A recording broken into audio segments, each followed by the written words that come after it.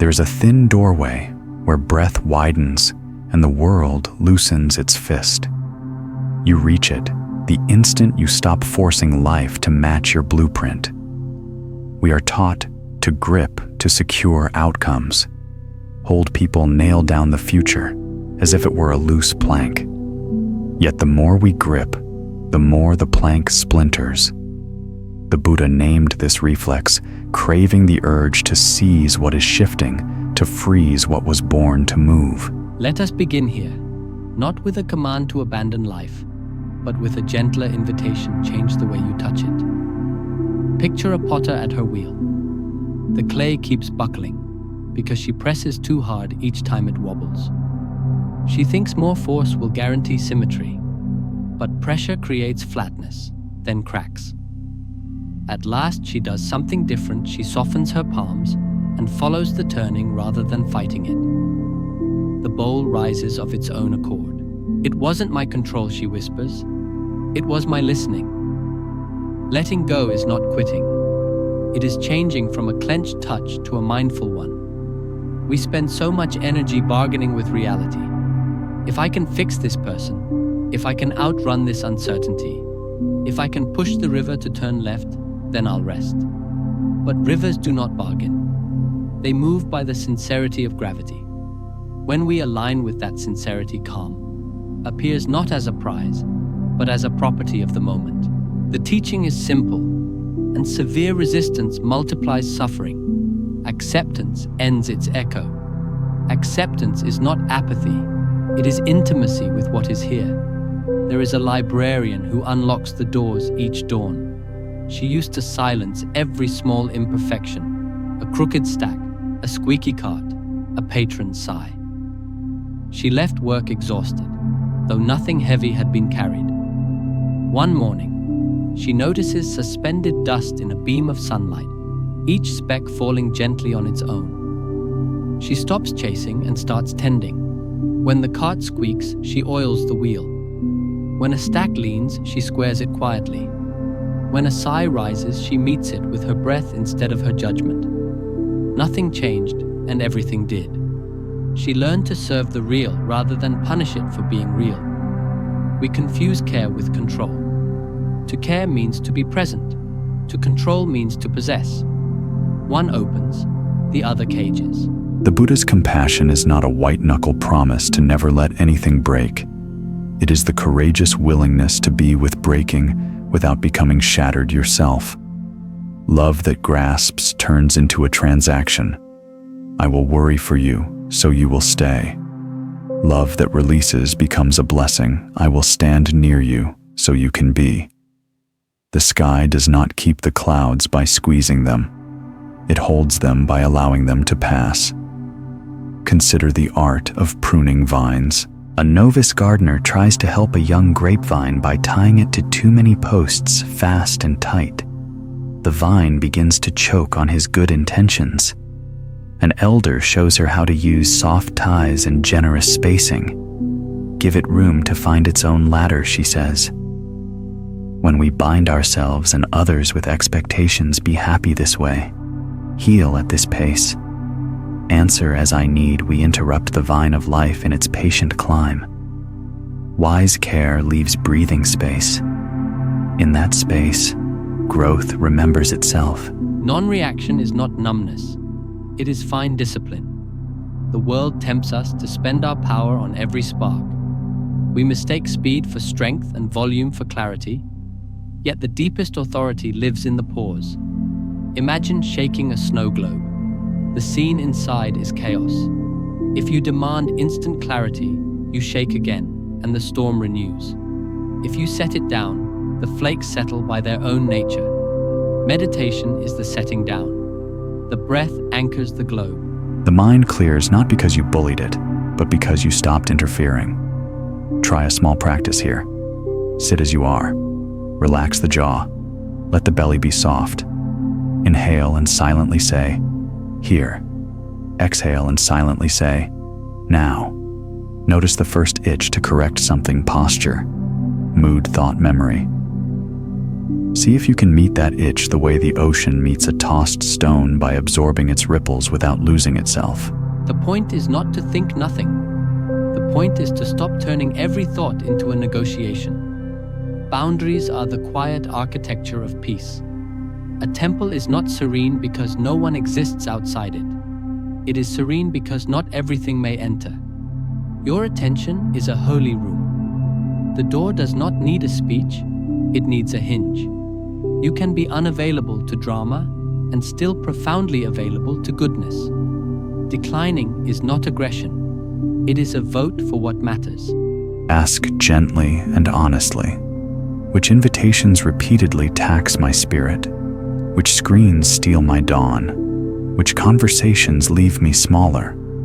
Your refusal can be merciful to yourself and to the world that benefits from your unfrayed presence. We also carry the myth of someday. Peace becomes a moving checkpoint after the deadline, after the apology, after I reinvent myself. But horizon logic never ends. Every finish line becomes another start gun. The bird does not postpone its song until the flight is done. It sings mid-air. You are allowed to feel whole while still unfinished. The present is not a consolation prize. It is the only table where nourishment is served. Another story. A watchmaker repairs a delicate timepiece that runs a minute fast. He replaces parts, polishes gears, adjusts screws. The clock still races. He sighs, places the watch on his open palm, and simply listens. The beat is strong, but anxious. He loosens a spring by a hair's width. The ticking steadies. Precision arrived through gentleness. In our lives, many springs are overwound: the spring of approval, the spring of productivity, the spring of certainty. Relief is often a hair's width away, discovered by listening, not forcing. Do not make a shrine to suffering. Pain visits. It should not receive your mailing address. We sometimes wear endurance as identity. I am the one who survives. Surviving is noble, but it is not the entirety of you. Healing is not betrayal of the past. It is fidelity to the living. Place your hand on your chest and whisper, "Permission to be light." Notice the mind's protest. But have I earned it? Freedom is not earned. It is realized when grasping falters. Clarity loves fewer opinions. The need to explain yourself to everyone will thin your life to threads. Speak when words serve. Rest when silence preserves. Understanding does not always require argument. Often it requires example. A still lake reflects the sky because it refuses the wind's agenda. Become that lake, less debate, more depth. Let me give you one more image to carry a sailor on a small boat at dusk. A sudden gust arrives. In fear, she yanks the sheets tight, and the boat lurches. She remembers her training, loosens a little, shifts weight, aligns the sail with the wind, and the boat glides fast but smooth. She did not command the wind. She befriended it. Middle way seamanship. This is the whole path. Not lax string, not strangled rope. The intelligent tension of presence. If your heart feels heavy with invisible ropes, promises, performances, patterns, do not scold yourself for learning what you were taught. Offer yourself a beginner's morning. Soften one approach you have made hard. Allow one conversation to be simpler than your fear suggests. Let one screen stay dark. Replace one correction with one attentive breath. Small mercies repeated wake a different life. One that keeps its commitments without crucifixion. One that loves without license. One that works without war. We will keep traveling together. In the next step, we will place things down one by one, the way you empty pebbles from your shoe, so your foot can truly walk. For now, remember, letting go is not the end of caring.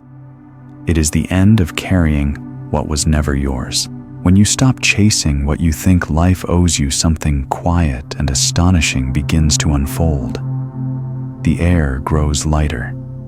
the edges of the world soften. You realize that peace was never waiting at the end of your striving. It was standing silently beside you, all along, waiting for you to look its way. Letting go in truth is not a single act, but a rhythm, an inhale of trust, an exhale of surrender. Every moment offers you the chance to release again a thought, a memory, a need to be right. The Buddha called it the middle way, the art of walking neither with clenched fists nor empty hands, but with palms open to both loss and arrival. In a small village near the Himalayas, there lived an old musician who once played the sitar for kings. As his fame faded, his strings began to snap one after another. He tried replacing them, tightening them, testing again and again, but the melody would not return. Frustrated, he set his instrument aside for years. One evening, as he was sweeping his courtyard, he heard the wind hum through the holes of a bamboo fence, low, trembling, strangely beautiful. The sound startled something inside him.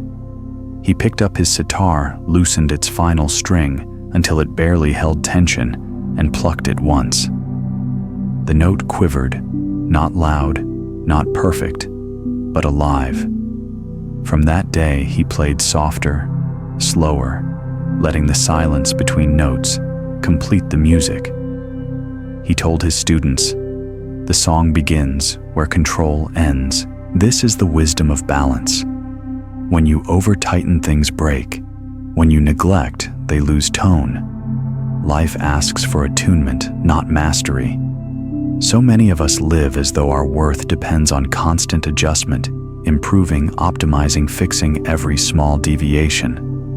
Yet perfection is a horizon that retreats as you walk. The Dharma does not call you to be flawless. It calls you to be awake, to notice when effort hardens into obsession, when caring mutates into fear. The awareness itself is the release. Observe your thoughts for a single day. How often do they start with, should be further ahead? They should understand me. The world should be kinder. Each should is a string pulled too tight, vibrating with dissonance. Replace it with may. May I learn from this? May they find clarity in their time. May the world remember its own goodness. Instantly the note changes. Language becomes a doorway back to gentleness.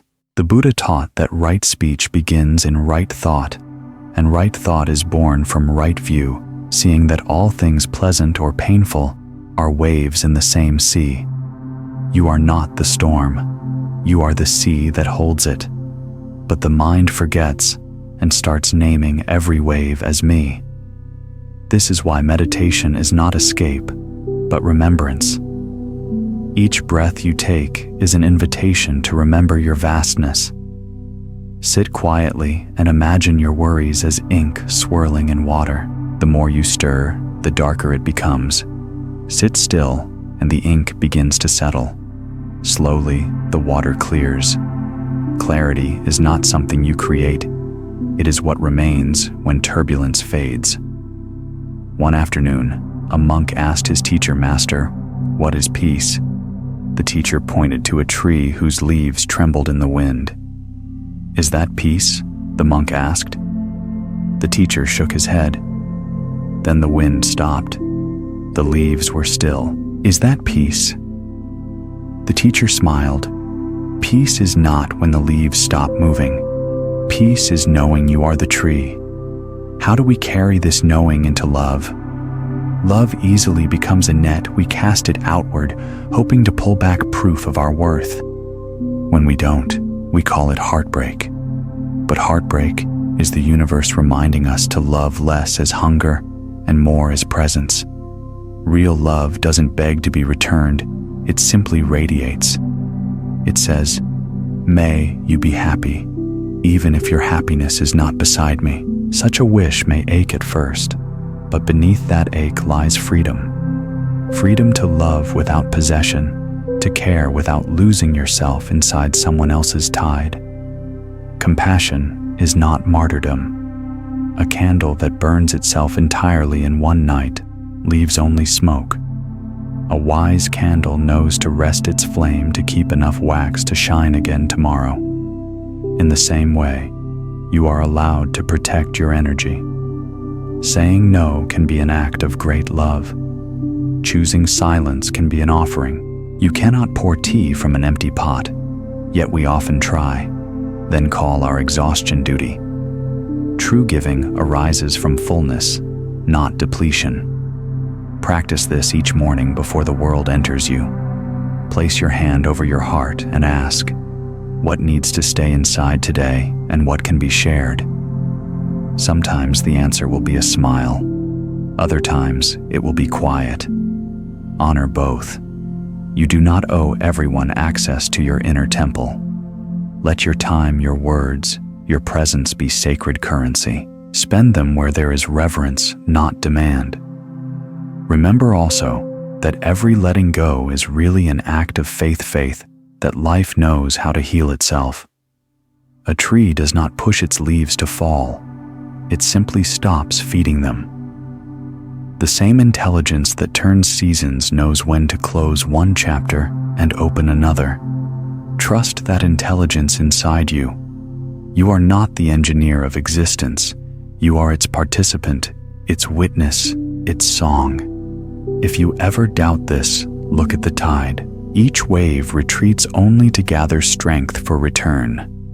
Nothing truly leaves. It only changes form.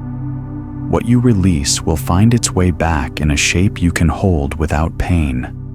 The job then is not to control, but to cooperate to align your breath with the rhythm already written into everything. And so, in this moment, may you soften the need to manage every detail. May you meet your own heart like an old friend, curious, forgiving, endlessly patient. Let the wind of life play its music through you as the bamboo once did for the old musician. Between the notes of doing and undoing, there is a space where you finally hear your own quiet song. I am safe in change. I am home in the flow. Next, we'll travel deeper into the art of releasing identity itself, the final attachment that hides in the folds of the soul. For now, rest in this awareness. You don't need to win peace. You only need to stop arguing with it. The deepest attachments are not to things or people, but to stories, the invisible scripts that tell us who we are, what we deserve, and how life should unfold.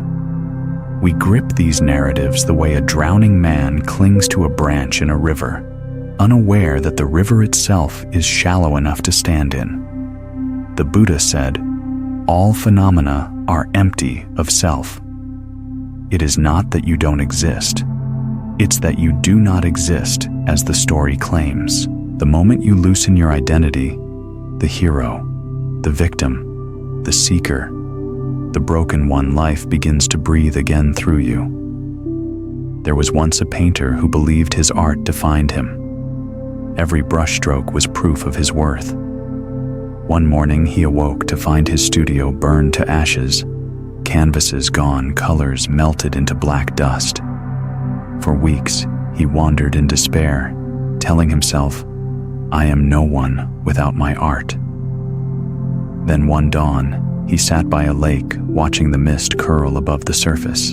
A bird swept across the water, its reflection following perfectly for a moment before breaking apart in ripples. He saw it then. Creation did not belong to him. He belonged to creation. The next day, he began painting again, but differently. He used soil, leaves, and water. Each piece he made, he left in the forest, allowing rain and wind to erase it. Art, he said, is not what I hold, it's what I let pass through. We too can live like that. Life paints itself through us if we stop claiming ownership of the brush. Every title you wear, parent, lover, leader, dreamer, is a temporary costume for the soul. When we forget that suffering begins, when we remember play returns, ask yourself softly, Who am I when there's nothing left to prove? Who am I when the noise fades, when no one is watching? If the answers frighten you, stay with the silence. Truth always begins as discomfort. The cocoon must split before wings can unfold. In the monastery of Bodh Gaya, a monk once asked his teacher master, if the self is illusion, who is meditating? The master smiled. Illusion itself is meditating. To understand this is to glimpse freedom, not the cold freedom of emptiness, but the tender freedom of transparency. You see through yourself, and because you see through light, passes easily. There is a term in Buddhist thought, anatta, the absence of self. Western ears sometimes mistake it for nihilism, but it is not a denial of life. It is life unburdened by ego. Imagine a flute. Its beauty depends entirely on the space within. If the flute were solid, it could make no sound. Likewise, our essence is not the wood, but the emptiness that allows the divine breath to move through. To forget this is to block the song. Observe how identity clings. I am anxious. I am unworthy. I am this trauma. These are not truths, only temporary weather. The Buddha never said, "You are the rain." He said, "Watch the rain." The moment you name yourself as the storm, you lose sight of the sky. Step back. See the movement, but also the vastness holding it. That vastness, pure awareness, is your truest nature. It has never been stained. Try this meditation. Sit quietly. Let one thought rise, any thought. Notice its texture, its tone. Then whisper inwardly. This too arises and passes. Watch it dissolve. Another thought comes. Say again, this too. Continue until you begin to see the pattern. Thoughts are guests, not masters. Eventually you may sense the silent host, the watcher behind every arising. That watcher is not an identity. It is awareness itself, infinite, compassionate, unmoved. Freedom does not mean abandoning your humanity. You will still feel, still care, still cry. But you will cry with understanding, not with bondage. When you see pain as a wave within the vast ocean of being, its sharpness softens into rhythm. You stop asking, why me, and start whispering, so this is what this moment feels like. Acceptance replaces resistance. Curiosity replaces judgment.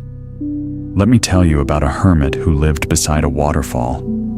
For 40 years he meditated to dissolve the ego. One day, a group of travelers found him sitting on a rock watching the torrent. "Have you transcended self?" they asked. He laughed. "I've stopped asking the question," he said. "Now I simply watch the water fall." That's the essence, not to destroy the self, but to stop feeding its importance. When you no longer defend your identity, you become supple like bamboo, bending without breaking, rooted yet flexible. Others' opinions lose their gravity because there is no rigid you for them to strike. Praise, blame, success, failure, they pass through you as wind through reeds. The same wind that bends one reed might play music in another. The difference is surrender. Our culture teaches us to find ourselves. The Dharma invites us to lose the self that suffers. You do not need to know who you are in permanent terms. You only need to know how to return to presence. When presence is here, identity dissolves naturally. So the next time your mind says, "I can't live without this, I'll never be enough," or "I must control how they see me," pause. Let the sentence hang in the air like smoke. Watch it thin. Ask who is the I that speaks. You may not find an answer, only quiet awareness, watching awareness. That silence is enlightenment in its simplest form. And when you rise from that silence, the world may look the same. Dishes in the sink, bills on the table, people rushing by. But you will know all of it moves within something vast and kind. You don't have to hold it. You only have to see it. Next, we'll walk into the field of impermanence. How every ending, every loss, every falling leaf is not tragedy, but teaching. For now, rest in this truth. You are not what happens to you. You are the space in which it happens endlessly, open, endlessly, free. Impermanence is the pulse of the universe, the quiet heartbeat beneath all things. Everything you have ever loved, feared, built, or mourned moves to its rhythm. The sun rises and sinks. The moon waxes and wanes. Cells are born, breathe, and die. Yet in our longing for permanence, we suffer. We try to make what is meant to flow stay still. We build castles of sand and call them eternal. And then the tide reminds us nothing. You grasp will last, but everything you release will teach you how to live. The Buddha's final words were not a warning, but a promise. All compounded things are impermanent. Work out your liberation with diligence. It was his way of saying, do not waste time fighting what must change. Learn to move with it, and you will never drown. There was a woman who kept a small garden of roses behind her house. Every morning she counted each bloom, terrified that one would wilt. When petals began to fall, she panicked, watering more, shading them, trimming desperately to stop decay. But the more she clung, the faster they faded. One evening, exhausted, she dropped to her knees and sobbed. In the hush that followed, she noticed the fragrance still lingering on her hands. The roses were gone, yet their essence remained. For the first time, she felt gratitude instead of grief. The next morning, she swept away the wilted petals, whispered thank you, and planted seeds anew. Years later, her garden was wild with color, not because she conquered impermanence, but because she befriended it. You see, impermanence is not cruelty. It's mercy disguised. Without endings, there could be no beginnings. Without death, no renewal. Without loss, no room for something new to arrive. The universe keeps teaching us to trust the empty spaces. Think of autumn, how trees let go of leaves not in despair, but in rhythm. Each falling leaf is a lesson in grace. The tree does not chase what drops.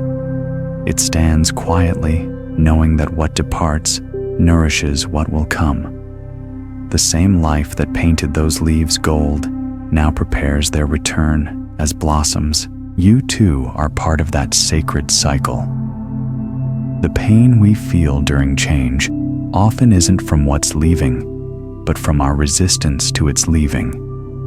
We grieve the version of ourselves that existed within a certain story. When the story ends, we feel lost, not realizing that we were never the story to begin with. Impermanence strips away what is false until only truth remains.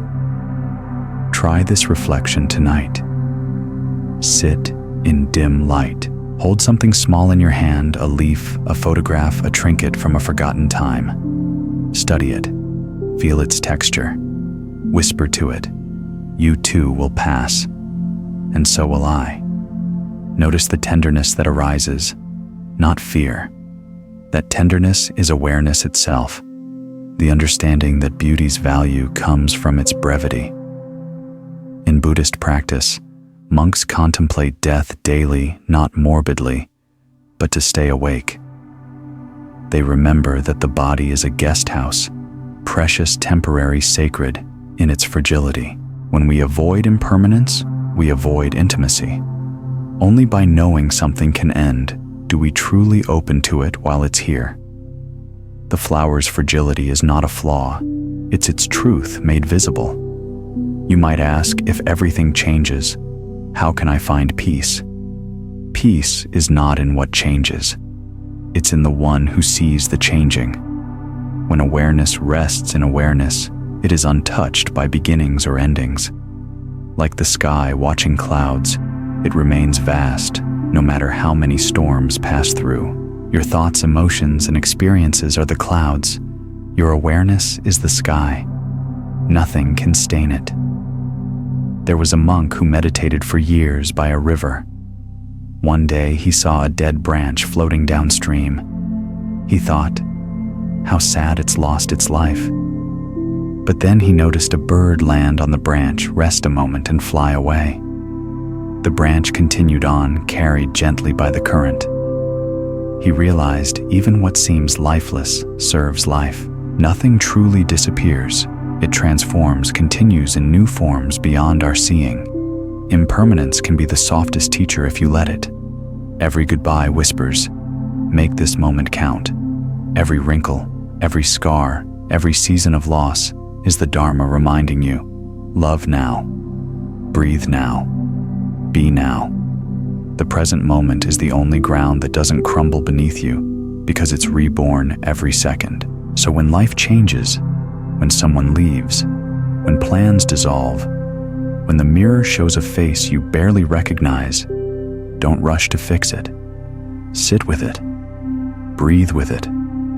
Let it move through you, like wind through a doorway. It's not here to break you, only to make you transparent enough for light to pass. Ask yourself softly, what am I still trying to hold that wants to leave gently? It may be an identity, a resentment, an expectation. The moment you open your fingers, you'll feel something miraculous, the air that was always there waiting to fill your hand. That is peace. Remember, nothing you release is lost. It simply returns to the larger rhythm that holds us all. The ocean never mourns a single wave, it welcomes its return. Likewise, the universe welcomes every part of you that dares to let go. In the next chapter, we will explore trust, how surrender is not weakness, but participation in this vast unfolding. For now, let this understanding rest in you. Impermanence is not the enemy of love. It is its proof. To love deeply is to bow to change again and again without closing the heart. Trust is the bridge between what we release and what we receive. When we let go of control, the mind trembles, asking, if I don't hold everything together, won't it all fall apart? But look closer. What has ever truly stayed? Because of your grip. The seasons turn without your permission. Your breath moves without your management, and your heart beats through the night without a single command. There is a hidden order beneath apparent chaos, a quiet intelligence that does not need your supervision. To trust that rhythm is the beginning of freedom. There was once a young monk who feared crossing rivers.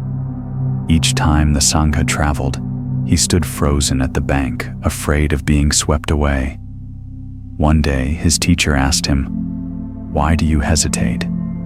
He answered, "Because I cannot see what lies beneath the water." The teacher smiled, stepped into the river, and said, "Then step in anyway." That is what faith is, not certainty of what lies below, but confidence in your own buoyancy. Trembling, the monk followed. To his surprise, the water rose only to his knees. The fear that once looked like death dissolved into laughter. That evening, he told the others, "The river never changed. Only my trust did." Trust is not blind optimism. It is intimate understanding. It knows that life does not owe you predictability, only presence. When we demand guarantees, we close our hands around what was meant to flow. When we trust, we move with the current rather than against it. The Buddha compared it to crossing a river on a raft, the raft of wisdom.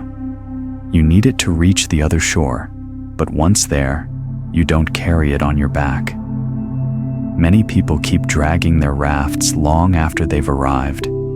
Trust means knowing when to hold, when to release, when to walk barefoot again. Imagine holding a handful of sand. The tighter you squeeze, the more it escapes between your fingers. Yet when you open your palm, The grains rest quietly shimmering in the sun. Life behaves the same way. The more you clutch at outcomes, love, success, control, the more they slip through your grasp. When you ease your hand, you discover what was never yours, to lose the simple presence of this moment, warm and alive in your palm. Trust at its heart is a choice to see the unseen. The seed trusts the darkness of the soil. The bird trusts the invisible air beneath its wings. The child trusts the hand guiding them across a busy street. Each of these knows something that logic alone cannot prove, that there is a current larger than the mind's plans. When we align with that current, fear dissolves, not because uncertainty disappears, but because we begin to recognize uncertainty as sacred. You can practice this in the smallest ways. When an answer doesn't come immediately, trust the pause. When someone walks away, trust the space they leave. When your path detours, trust that your feet will remember how to walk. This is not submission to fate. It is partnership with reality. To resist what is to argue with truth. To trust what is to walk with it hand in hand. There is an ancient story of a farmer who prayed every day for rain. One season, no clouds came. His fields dried, his crops failed, and his faith crumbled. One morning, he sat beneath a dead tree and whispered, "I give up." At that moment, a single breeze rose and carried seeds from the ruined field into the valley below. Months later, wildflowers began to bloom there, a meadow brighter than anything he had ever planted.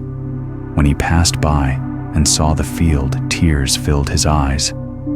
"Ah," he said softly, "the rain did come, only not in the form I expected." This is the nature of trust. You cannot schedule its proof. You live it first, and understanding follows like a shadow. The heart that trusts stops asking why and starts whispering yes. In Buddhist practice, this yes is the surrender of virya, wise effort. It is the strength to keep walking, even when the path curves out of sight. You no longer force progress, you embody patience. The lotus does not rush to bloom. It spends most of its life beneath muddy water unseen. Yet beneath the surface, something miraculous is always at work. When the time is right, it rises not through striving, but through nature's promise kept. Trust is the same quiet, unseen, yet unstoppable. Let's try this reflection. Close your eyes. Bring to mind something you cannot control, a relationship, a decision, an outcome waiting in silence. Feel the tension in your chest that says, "It must go this way." Now breathe in gently and say to yourself, "I allow." Exhale and whisper, "I trust." Do it again, slower. Notice how the body softens, how the breath expands. The more you practice this, the more you'll see that trust isn't a thought. It's a physical release, a returning home to what already works without your interference. Trust also means forgiving time. You may not receive what you want when you want it, but often, delay is protection in disguise. A fruit picked too early is sour. A dream pursued too fast collapses under its own weight. Life ripens everything in its own sequence, the Buddha taught. The wise cultivate patience, for patience ripens all virtues. When you trust timing, you stop clawing at the future and begin tasting the present. Ask yourself, where have I mistaken delay for denial?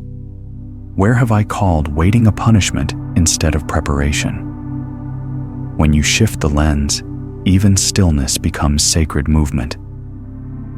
The truth is, you were never meant to command life, only to cooperate with its unfolding. When you cease demanding that the wind blow your way, you discover that it has been carrying you all along. So tonight, as you rest, try saying softly, "May I trust the unseen."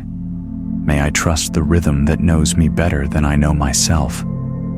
Let those words settle deep like stones sinking into clear water.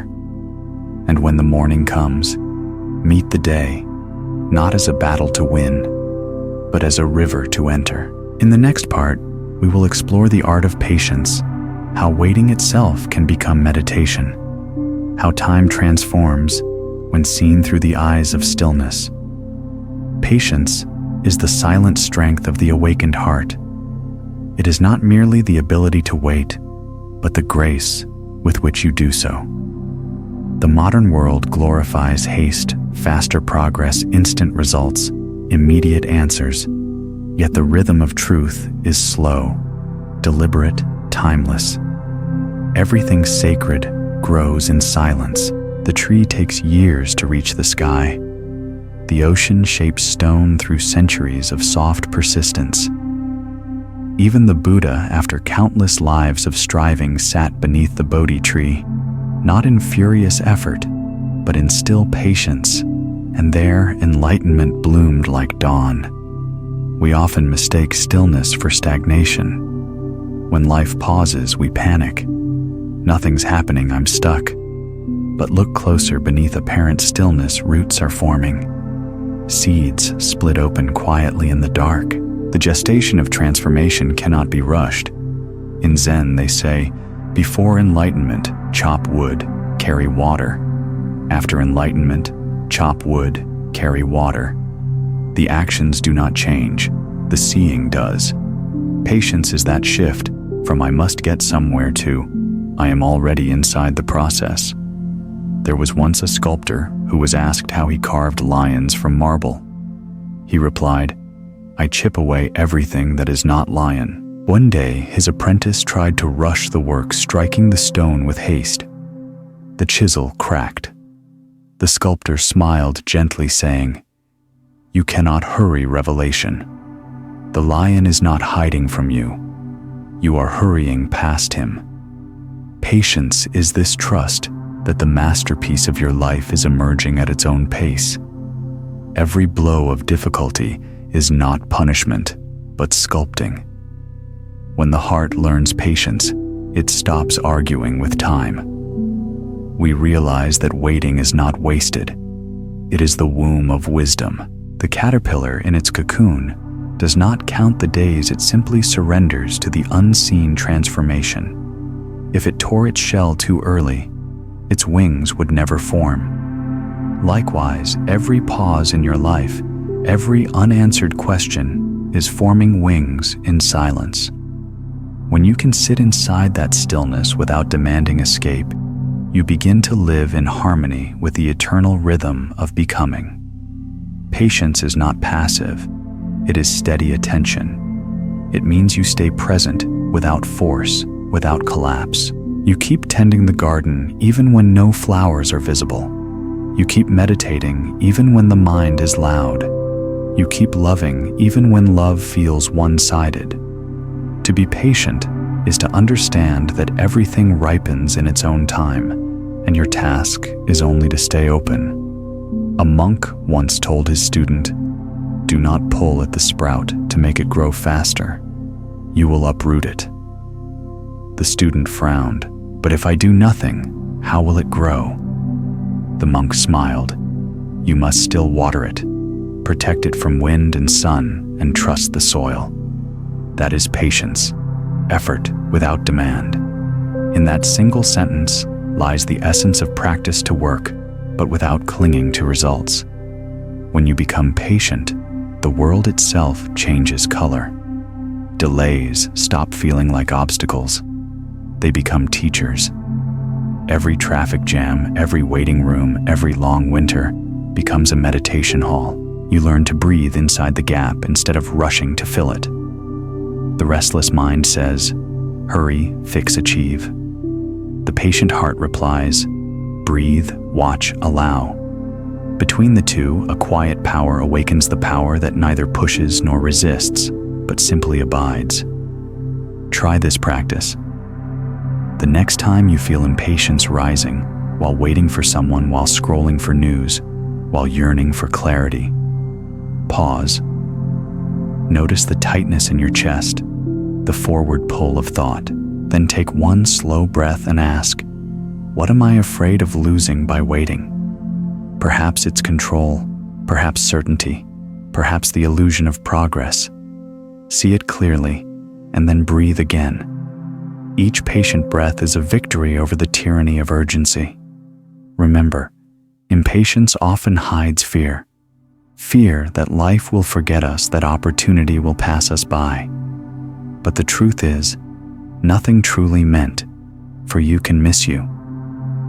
What is yours by the law of Dharma will arrive, even if delayed. What is not, no amount of rushing can secure.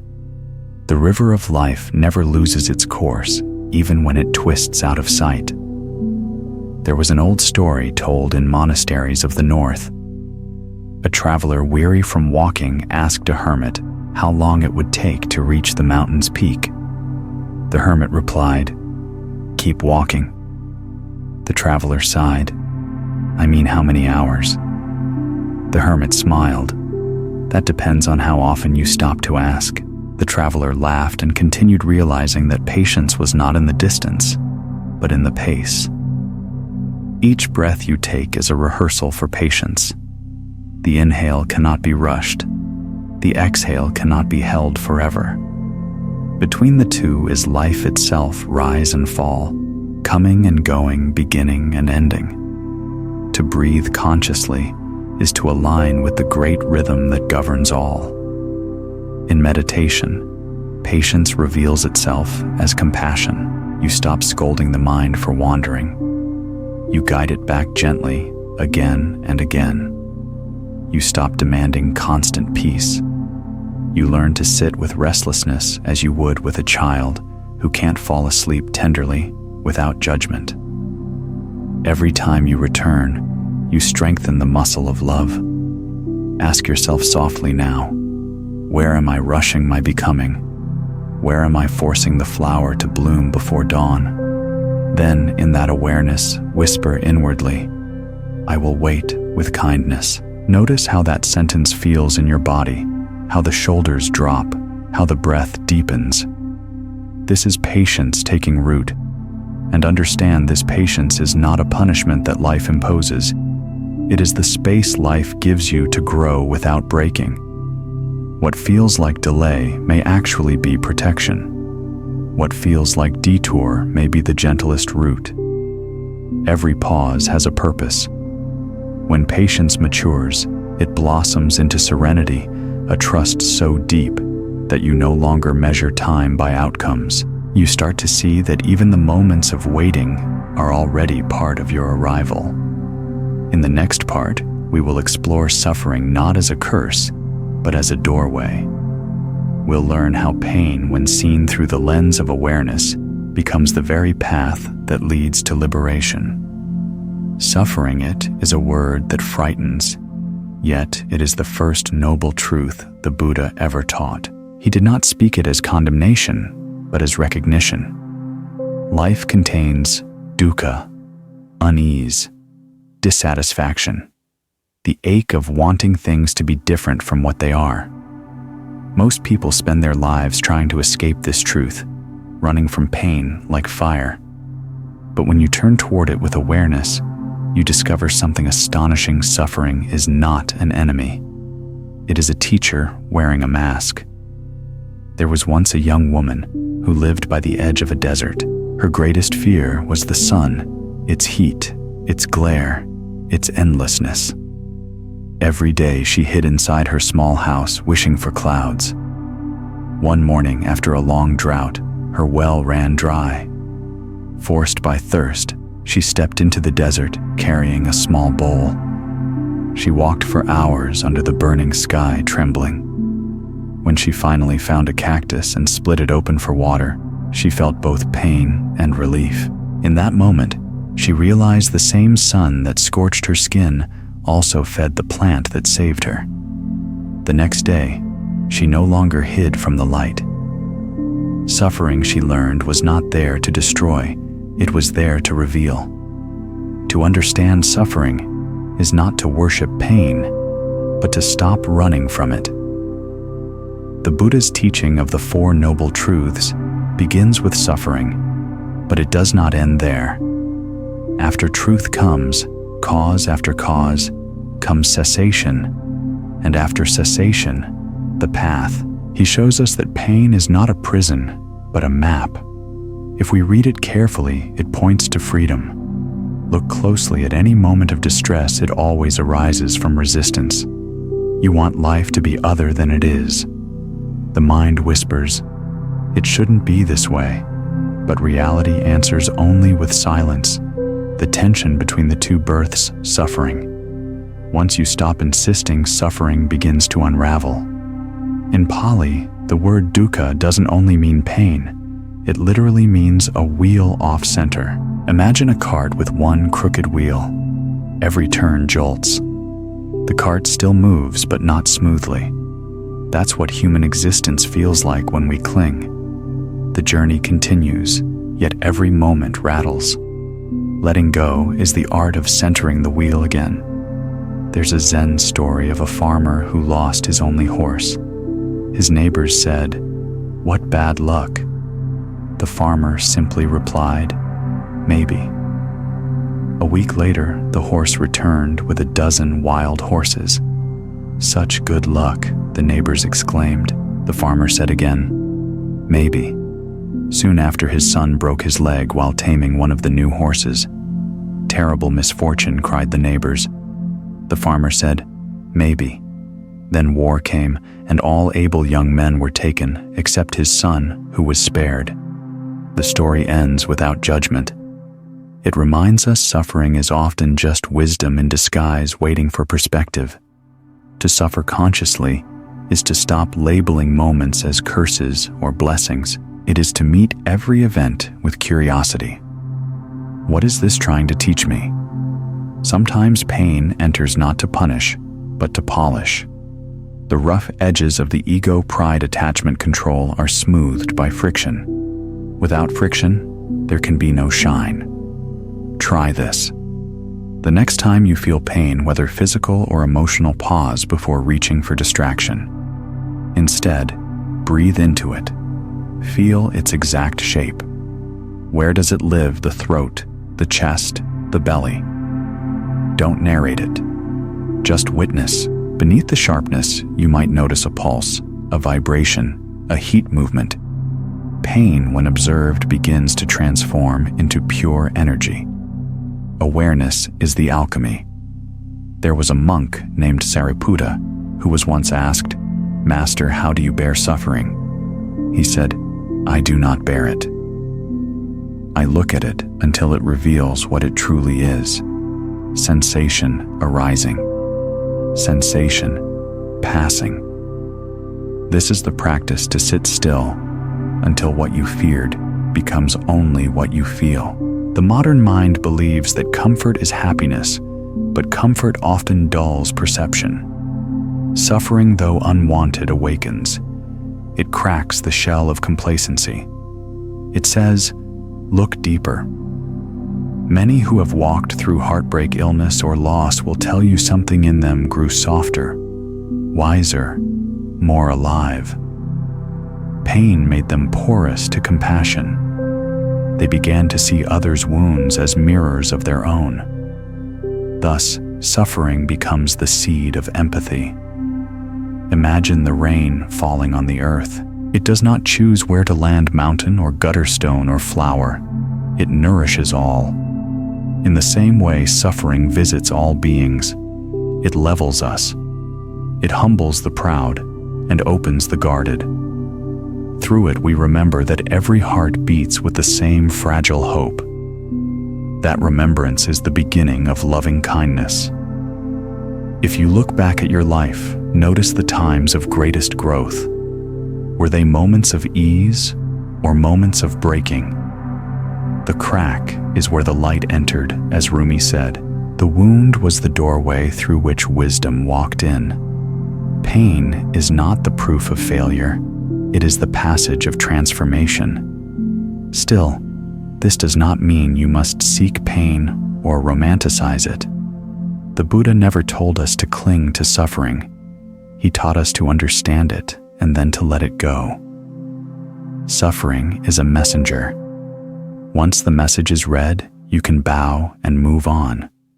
Holding on after that is like keeping the ashes and forgetting the fire. So when you next meet suffering, greet it as a traveler, not a tyrant.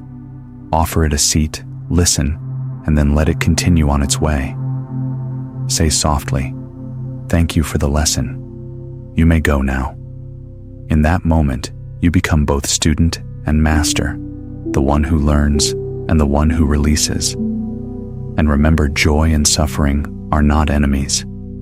They are twins, born of the same mother awareness. The more deeply you allow yourself to feel one, the more capacity you create for the other. To awaken is not to escape sorrow, but to hold it with so much presence that it dissolves into compassion. In the next part, we'll explore compassion itself, not as sentiment, but as strength. We will see how to love the world without drowning in its pain, and how the heart, once broken open, becomes the most unshakable place to live. Compassion is often mistaken for softness, a tender heart that cannot bear the weight of the world. But true compassion, the kind the Buddha spoke of, is forged in the fire of understanding.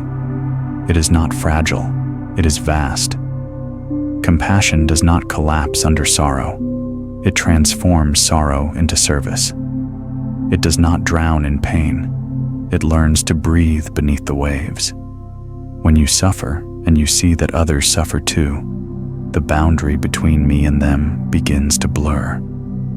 Out of that blurring, compassion is born. You realize that everyone in some way is searching for the same thing: safety, love, peace, belonging. The difference is only in the stories we tell to get there. The heart that sees this truth cannot remain indifferent.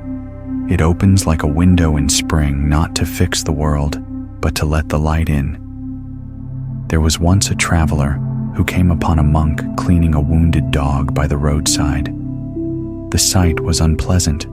The smell, the blood, the flies. "Why do you bother with that animal?" the traveler asked. "You could be meditating, pursuing enlightenment." The monk smiled and said, "When I touch this wound, I am touching my own." That is the essence of compassion, the understanding that no pain is foreign, no being truly separate. Compassion begins where judgment ends. We are quick to divide the world into good and bad, deserving and undeserving, right and wrong. But the Buddha's compassion flows beyond such borders. It sees ignorance as blindness, not evil, anger as fear, not malice. When you see this, forgiveness becomes possible, not because others have earned it, but because you no longer wish to carry the weight of condemnation. Try this simple reflection. Think of someone who has hurt you. Feel the ache that rises. Now whisper to yourself, "Just like me, they are trying to be happy. Just like me, they struggle. They fear, they stumble." This does not excuse their action, but it humanizes their being. Compassion does not condone, it understands. There's a term in Buddhism, karuna, compassion, born from wisdom. It is different from pity. Pity looks down and says, "Poor you."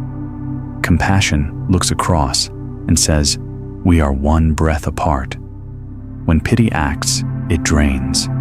When compassion acts, it renews. Because compassion draws not from ego, but from emptiness, the vast stillness where self and other dissolve. A monk once asked the Buddha, "How should we love this world when it hurts us so deeply?" The Buddha replied, "Like a mother loves her only child. A mother's love does not wait for perfection. It holds even when the child screams. It protects even when the child resists. It sees through pain to innocence." In the same way, compassion is the mother of all virtues. It gives birth to patience, forgiveness, and peace.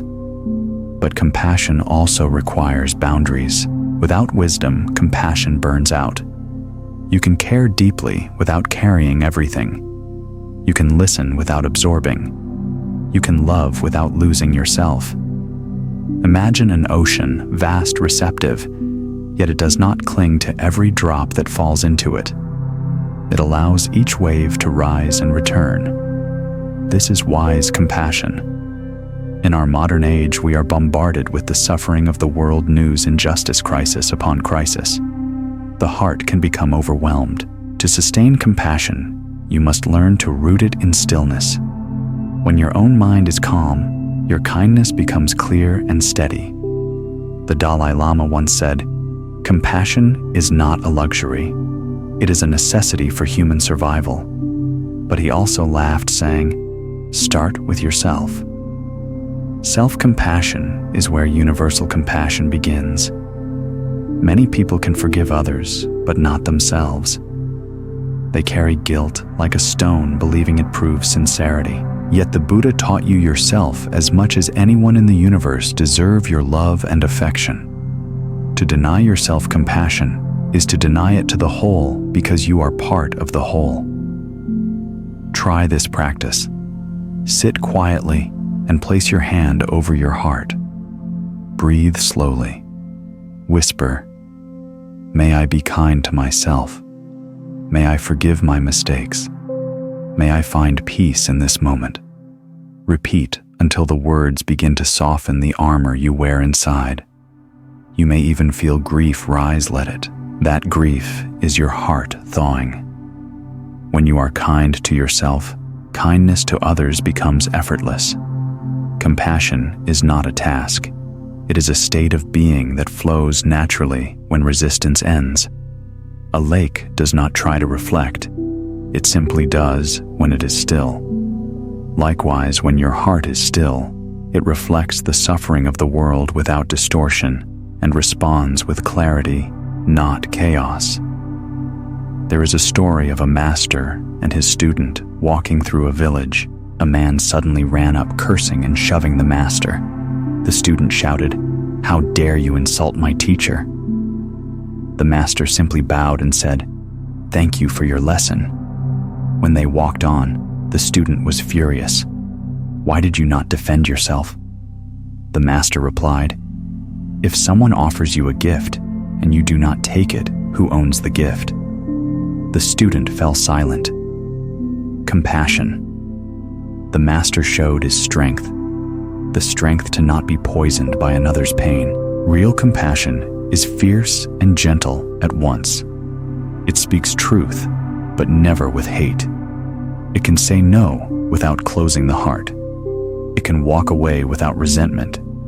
It doesn't need to win, it needs to heal. When you embody that, you stop fighting the world and start embracing it as your own reflection. Ask yourself, where in my life can I bring more compassion today? Not out of obligation, but out of understanding. It could be as simple as listening fully to someone without interrupting, forgiving your own exhaustion, or smiling at a stranger whose eyes mirror your own fatigue. Small acts of compassion are not small. They are ripples that travel beyond sight. In the next part, we will journey deeper into love and detachment, how to care without clinging to give, without fear to love, in such a way that both you and the other are free. For love, when purified by wisdom, is not possession, but liberation. Love, the most beautiful illusion and the most misunderstood truth. The Buddha never spoke against love. He spoke against attachment disguised as love. True love is not the fire that consumes. It is the light that reveals. It does not cling, it allows. It does not demand, it blesses. Most of what we call love is actually craving wearing the mask of care, a wanting, a grasping, a hidden plea. Stay so I may feel whole. But the love rooted in wisdom whispers something entirely different. Go if you must, I will love you still. There was a young monk who asked his teacher, "Master, how do I love without suffering?" The teacher led him to a pond filled with lotus flowers. He said, "Pick one, The monk reached down, eager, and pulled the stem too hard. The flower broke. The teacher smiled and said, "Now try again." This time the monk held the stem, gently lifting it with open palms. "It's fragile," he said. The teacher replied, "So is everything you love. Hold softly, and it will remain whole for as long as it's meant to." Love and detachment are not opposites. They are two wings of the same bird. Love gives warmth, detachment gives freedom. Together, they let the heart fly. Without detachment, love suffocates. Without love, detachment freezes. When they balance, love becomes compassion in motion, caring deeply, yet resting lightly. Most people love in order to gain something: security, affirmation, identity. But love in its pure form is not an exchange. It's a state of being. You don't love because, you love as. Just as the sun shines not for reward, but because it is its nature to illuminate, the awakened heart loves because it cannot help but radiate. It sees itself in all beings, and so it blesses all without calculation. Imagine holding a bird in your hand. If you squeeze too tightly, you kill it. If you open your palm completely, it flies away. The art of love lies in the middle, gentle, aware, free. This middle path transforms relationships from contracts into sacred dances. Two beings meet, share space, and depart, each changed, neither imprisoned. In Pali, the word metta means loving kindness, a universal goodwill, not limited by possession or preference. To practice metta is to extend warmth to all beings, not only those we like, but also those who test our patience. When the Buddha taught this meditation, he asked his disciples to begin with themselves, then to radiate outward like ripples on water. May I be happy. May you be happy. May all beings be happy. This practice cleanses the heart of the toxins of fear and jealousy. It dissolves the illusion that love must be earned. Try this tonight. Sit quietly and imagine someone you love deeply. Whisper softly, "May you be free from suffering. May you live with ease." Feel your heart expand. Now bring to mind someone you dislike or fear. Whisper the same words, even if you don't mean them yet. This is how the heart stretches beyond the walls it built. You may notice resistance.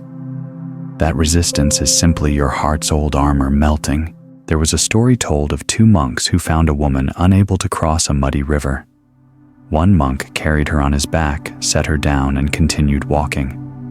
Hours later, the other monk burst out, "I can't believe you touched a woman that breaks the rules." The first monk replied, "Brother, I set her down hours ago. Why are you still carrying her?" That is the heart of detachment. Love helps, then releases. It carries without owning. To love without attachment does not mean to feel less. It means to feel more purely. When you release the need to control outcomes, love becomes vast, inclusive, and peaceful. You can celebrate someone's joy without envy, grieve someone's departure without despair, and stand in the storm of emotion without being swept away. You realize that love is not a transaction, but a tide. It rises, it falls, yet it always returns in another form. Observe how the mind tries to turn love into possession. They are mine. But no being can belong to another, just as no wave belongs to the sea. The moment you claim ownership, you lose intimacy. True closeness arises only in freedom. The Buddha taught that clinging is the root of sorrow, but letting go does not end love, it deepens it. There is a saying in Zen, "To love a flower is to let it be. When you pluck it, you end its life. When you water it, you share in its unfolding." This is the difference between desire and devotion. Desire says, I want you to make me happy. Devotion says, may you find happiness, even if it is not with me. If you practice this kind of love, every relationship becomes a spiritual training ground. Partners, friends, even strangers become mirrors reflecting where you still cling. Each time jealousy burns or fear tightens, you are being invited to let go a little more. Love then becomes meditation, a daily lesson in the impermanence of affection and the eternity of compassion. Ask yourself, now, where have I mistaken attachment for love? Where have I confused possession with presence? The answers may sting, but they are doorways. True love is not about merging into another person. It is about discovering the space within where nothing is missing. When you know that space, you can meet the world with a heart that gives freely and grieves gracefully. When someone leaves, it will still hurt, but the pain will be clean, not poisoned by resistance. It will flow through you like rain through soil, nourishing new growth. That is the freedom of detachment. You no longer guard your heart. You trust its strength. And so love becomes what it was always meant to be, not a chain, but a current. Not a possession, but a presence. The Buddha once said, in the end, only 3 things matter: how deeply you loved, how gently you lived, and how gracefully you let go of things not meant for you. In the next part, we will explore fear and surrender, how the mind's craving for control creates suffering, and how yielding to life like a leaf floating on water brings a peace beyond comprehension. Fear is the shadow that follows every attachment. It whispers beneath every desire, what if I lose this? Fear is not the enemy. It is a messenger pointing toward where you still cling. Wherever fear hides, attachment lives to safety, to certainty, to control. The Buddha taught that fear arises from delusion, the illusion that there is a solid me who can be protected from life. But the truth is, you are not a fortress to defend. You are the sky itself, vast, untouched by the storms that pass through. There was once a traveler who reached the edge of a dark forest at sunset. The path ahead was hidden in mist. He hesitated, trembling. A voice within said, wait for morning. It will be safer. But another voice, softer, whispered, the way will not light itself until you walk. He took one cautious step and saw the next stone illuminated by the fading light. Step by step, the path revealed itself. When he reached the clearing, dawn had already arrived. Fear had promised danger. Trust had delivered daybreak. This is the paradox. Fear fades only when you move toward it. Avoidance feeds it. Attention dissolves it. Fear grows in darkness, and awareness is the light that undoes darkness. When you turn toward fear with curiosity, it begins to speak honestly. I'm not here to harm you, it says. I'm here to show you what you still refuse to see. Try to recall the last time you were afraid, not just startled, but truly afraid. What were you protecting? Your image, your comfort, your control. Look closely. Behind every fear is a story of how life must be. But life never signed that contract. When you tear up the contract, fear loses its job. There was a king who dreamt every night of a monster chasing him. He consulted wise men, priests, warriors. None could help. Finally, a monk said, tomorrow night when the monster appears, stop running. Ask it what it wants. The king obeyed. That night when the monster approached, he turned and asked, who are you? The creature froze and replied, I am your fear of death. What do you want from me? He asked. Only your attention, it whispered and vanished. He never dreamt it again. Fear cannot survive presence. It feeds on distance, on the space between you and what is. The closer you come to the present moment, the smaller fear becomes, until it dissolves completely in awareness. The practice, then, is not to conquer fear, but to stay close to now. In the Pali texts, the Buddha spoke of abhaya, fearlessness, not as recklessness, but as inner unshakability. A fearless person still feels fear, but no longer obeys it. Like a tree rooted deep in the earth, it may sway in the storm, but never uproots. The storm becomes the music through which the tree learns to dance. Fear thrives in imagination. The mind projects disasters that haven't happened and then suffers them in advance. We rehearse loss, rejection, failure, death, and call it being prepared.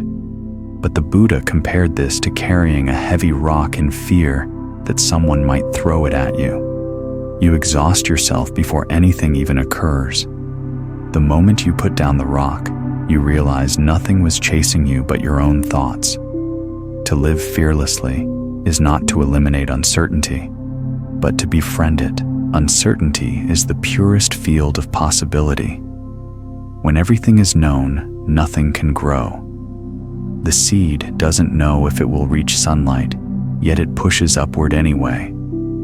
The bird doesn't know where the next wind will carry it, yet it spreads its wings. To be alive is to trust what cannot be planned. Practice this. Sit quietly and bring to mind something that frightens you. A decision, a loss, an unknown future. Feel the contraction in your body. Now, instead of resisting, breathe into it. On the inhale, silently say, "I see you." On the exhale, you may pass. Keep breathing until the tension begins to melt. What you are doing is training the nervous system to remember presence is safety. The body learns that fear too can be held. Surrender is the flowering of fearlessness. It does not mean resignation. It means cooperation with the flow of life. The leaf that floats on the river does not know where it will end, yet it touches every shore. In surrender, you discover a strange new strength, the strength of not needing to control. There was a sailor whose boat was caught in a sudden storm. The waves rose higher than his mast. The wind screamed. In terror, he fought the sails trying to keep course. A rope snapped, and he was thrown into the sea. Gasping, he stopped struggling and simply floated. For the first time, he looked around. The stars were still above him. The current, once his enemy, began to carry him toward the shore. When he reached land exhausted, he knelt and whispered, "I thought surrender was death, but it was life." In surrender, the self that clings begins to dissolve. What remains is trust. Not trust that life will always be gentle, but that whatever comes, you will meet it with awareness. Pain may visit, but you will not become it. Loss may come, but you will not vanish with it. You realize that beneath every wave of experience, there is a still depth untouched by turbulence. That depth is your true home. Ask yourself, what would I be if I stopped trying to control everything? The mind will panic at first. Control is its last defense. But beneath the panic, something vast waits. Freedom is not the absence of fear.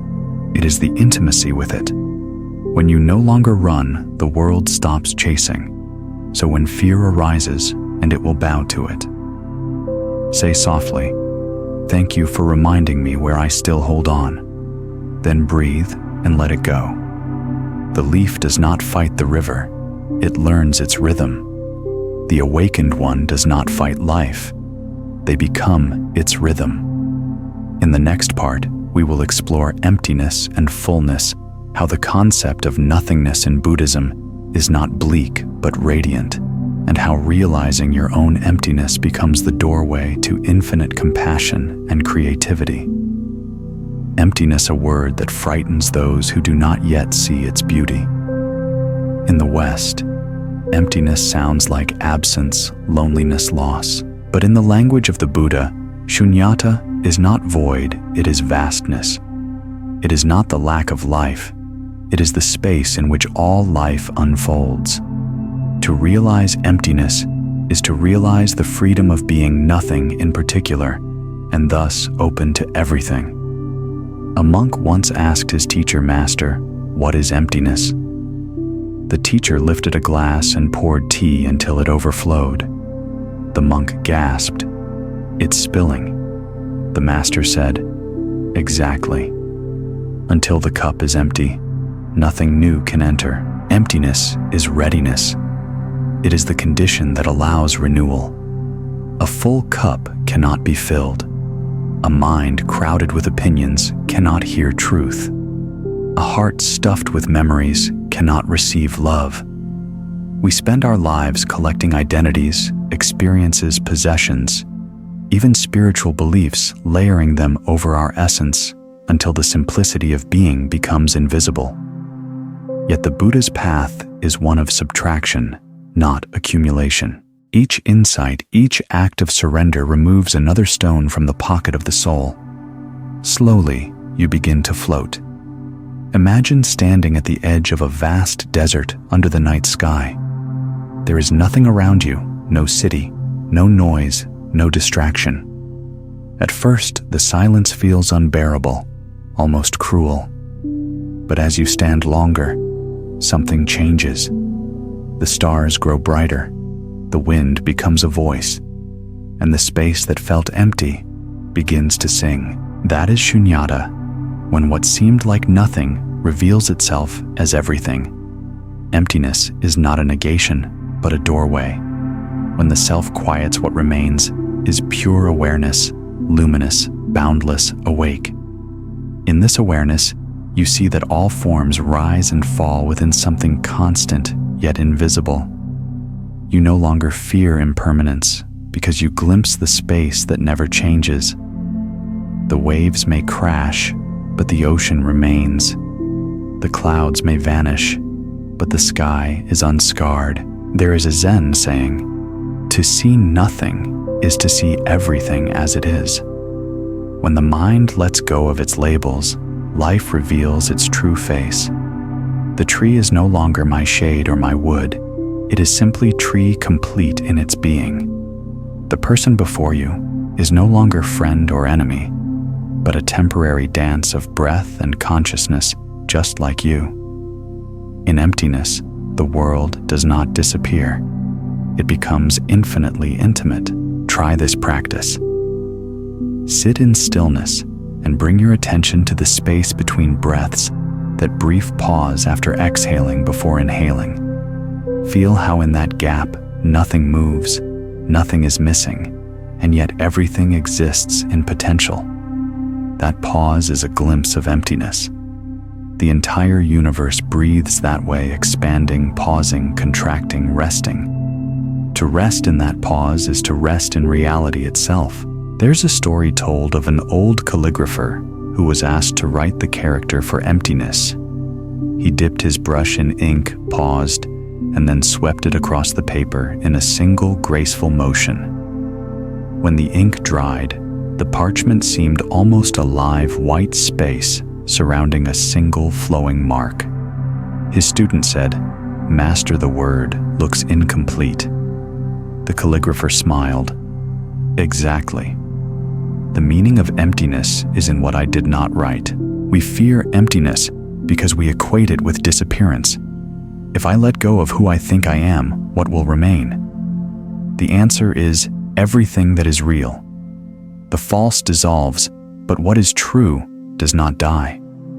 When the wave relaxes into its nature, as water it loses nothing, it gains the ocean. Likewise, when you dissolve into awareness, you lose your small identity, but gain the vastness of existence. Emptiness is fullness without attachment. The awakened heart is like a mirror reflecting all forms holding none. When joy arises, it reflects joy. When sorrow arises, it reflects sorrow. The mirror does not cling to the image, it simply shines. You are that mirror, whether you know it or not. Meditation simply wipes away the dust. To live from emptiness is to live lightly. You can still love work, create, dream, but now you do so without fear of losing. You can engage deeply without being trapped. You can own things without being owned by them. The poet Ryokan, who lived in a small hut, once said, "The thief left it behind the moon at my window." Even stripped of possessions, he felt full, for nothing essential could ever be taken. Ask yourself softly, what would my life feel like if I stopped filling every silence?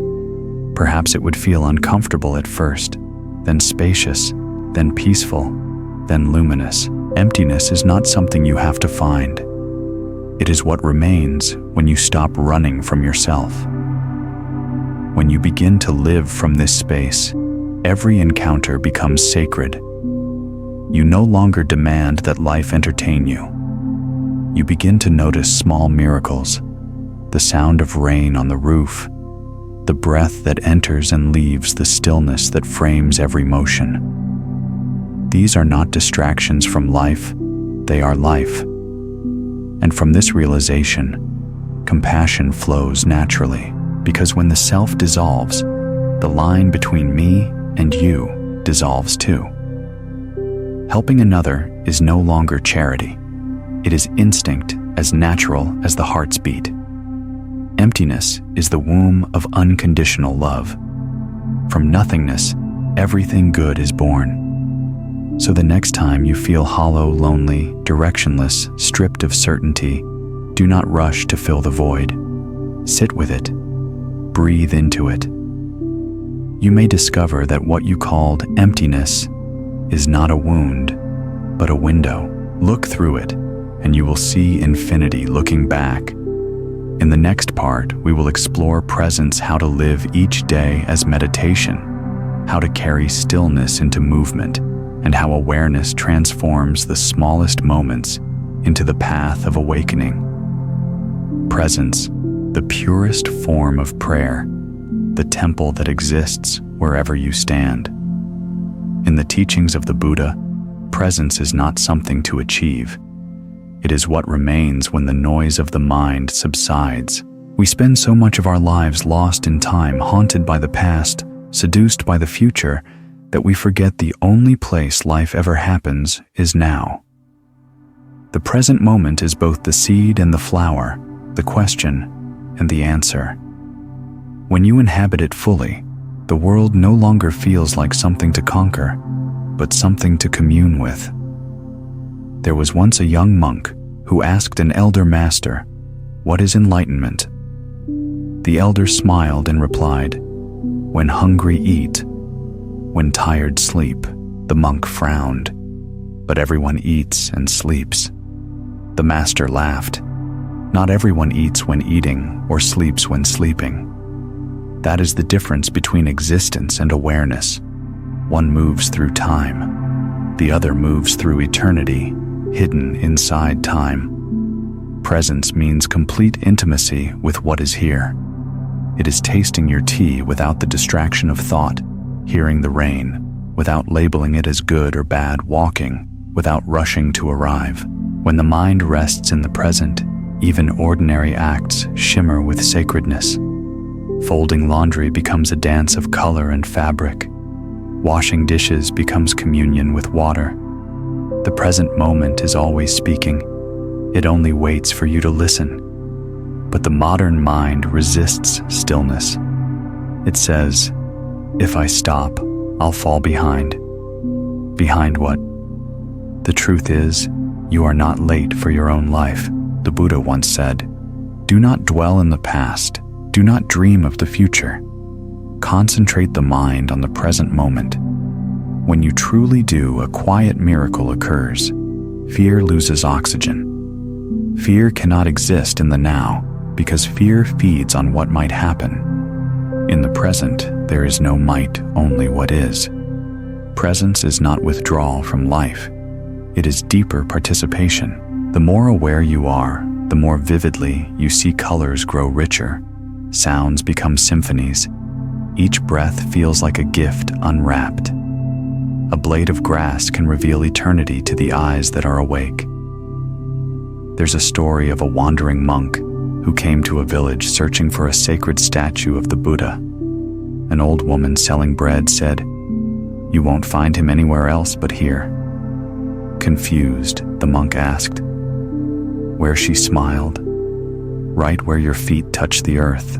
He looked down and realized he was standing on a small stone statue, half buried in the dirt.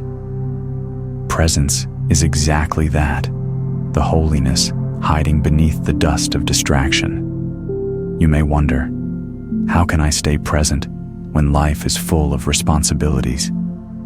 The answer is simple. You don't have to add presence. You only have to stop subtracting it. Stop dividing your attention between what you're doing and what you're thinking about doing. When you wash your hands, feel the water.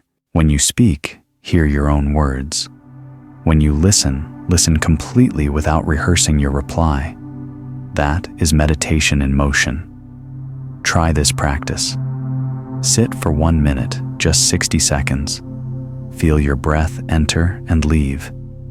Each time your mind drifts, gently return to the feeling of air brushing your nostrils. No need to fight distraction, simply notice and return.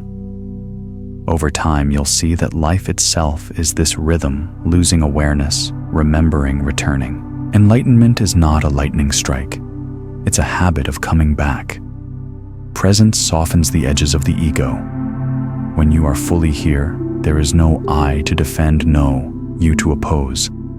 You become transparent, and through that transparency, compassion naturally shines. The past loses its grip, the future its tyranny. Each moment becomes enough, not because it is perfect, but because it is real. There was once a Zen archer who could hit the bullseye blindfolded during practice, yet when asked to perform before an audience, he always missed. His teacher said, "When you shot before, there was no one watching. Now, you are watching yourself." The archer realized his attention had shifted from the present to the image of success. The next time he raised his bow, he said silently, "There is no archer, no target, no aim." The arrow flew true. Presence liberates you from performance. It frees you from the endless commentary of the mind, that internal narrator that insists on judging, comparing, correcting. When you drop that narration, what remains is simple aliveness. The wind moves through trees, your chest rises and falls, light changes on the wall, all of it perfect, unrepeatable, already complete. Yet presence does not mean you must sit still all day. You can be deeply present while working, speaking, driving. The key is awareness without tension. The Buddha compared mindfulness to the lute player's touch too tight, and the string breaks, too loose, and it won't sing. Balance is the song of presence. Ask yourself, what am I missing by always trying to get somewhere else? The answer may be heartbreaking, because often we miss our own lives. We miss the sound of laughter, the way light filters through leaves, the softness in someone's eyes as they speak. We miss the sacred, because we're waiting for something spectacular, but the sacred has always been simple. Presence teaches that the ordinary is extraordinary when seen without distraction. When awareness and the moment become one, duality disappears. There is no longer you meditating on life. There is only life aware of itself. This is what the Buddha called tathata suchness, the reality of things just as they are. So today, wherever you are, pause. Feel the ground beneath your feet. Hear the hum of your breath. Watch how life unfolds without needing your permission. You are not separate from it. You are it. The river does not flow around the stone, it flows through it, reshaping it until stone and water are one dance. Presence is the beginning of wisdom and its fulfillment. It is the ground beneath all other teachings. Without presence, even compassion becomes an idea. With presence, even silence becomes prayer. In the next part, we will journey into gratitude and simplicity, how to live richly with less, to see abundance, not in possessions, but in perception, and to rediscover joy in the quiet rhythm of enough. Gratitude is the fragrance that rises from the heart when it remembers the miracle of existence. It is not a practice of manners. It is the most profound form of awareness. When you truly see, really see, even the simplest things shimmer with wonder. The Buddha once said, "Let us rise and be thankful for, if we did not learn much today, at least we learned a little. If we did not learn a little, at least we did not become ill. If we became ill, at least we did not die. So let us all be thankful." Gratitude turns the ordinary into enough and enough into abundance. There was a poor farmer who spent his life envying the rich merchant across the road. One morning, the merchant lost everything in a fire and came to the farmer saying, "You are lucky, you have so little to lose." That night, the farmer looked around his small hut, a roof that kept out the rain, a pot of rice, his wife's laughter in the next room. For the first time, he saw that luck was not wealth, but clarity. From that day, each breath became a blessing counted, not a right claimed. Gratitude begins when wanting ends. As long as the mind says, "I need more," the heart stays blind. The mind is an expert in what is missing. The heart is a master of what is present. When gratitude leads, even pain carries hidden gifts. The ache of longing reveals you can feel deeply. The wound of loss shows you once had something worth loving. Gratitude does not deny sorrow, it redefines it. We often imagine gratitude as a response to good fortune, but the awakened see it as a way of seeing, not a reaction. It is possible to give thanks in hardship because gratitude does not depend on circumstance. It depends on attention. The more you look, the more you see. The more you see, the more you bless. Gratitude is mindfulness in bloom. Try this practice when you wake in the morning before reaching for your phone, or thoughts pause and whisper, "Thank you." You need not specify what for. The breath that returns after sleep is already a miracle. Then, as you move through your day, notice one thing each hour: the warmth of sunlight, the taste of water, the kindness of a stranger, even the resilience of your own heartbeat. By nightfall, you'll find that life has quietly expanded without anything new being added. The Buddha taught Santuti contentment as one of the greatest treasures. Contentment does not mean complacency.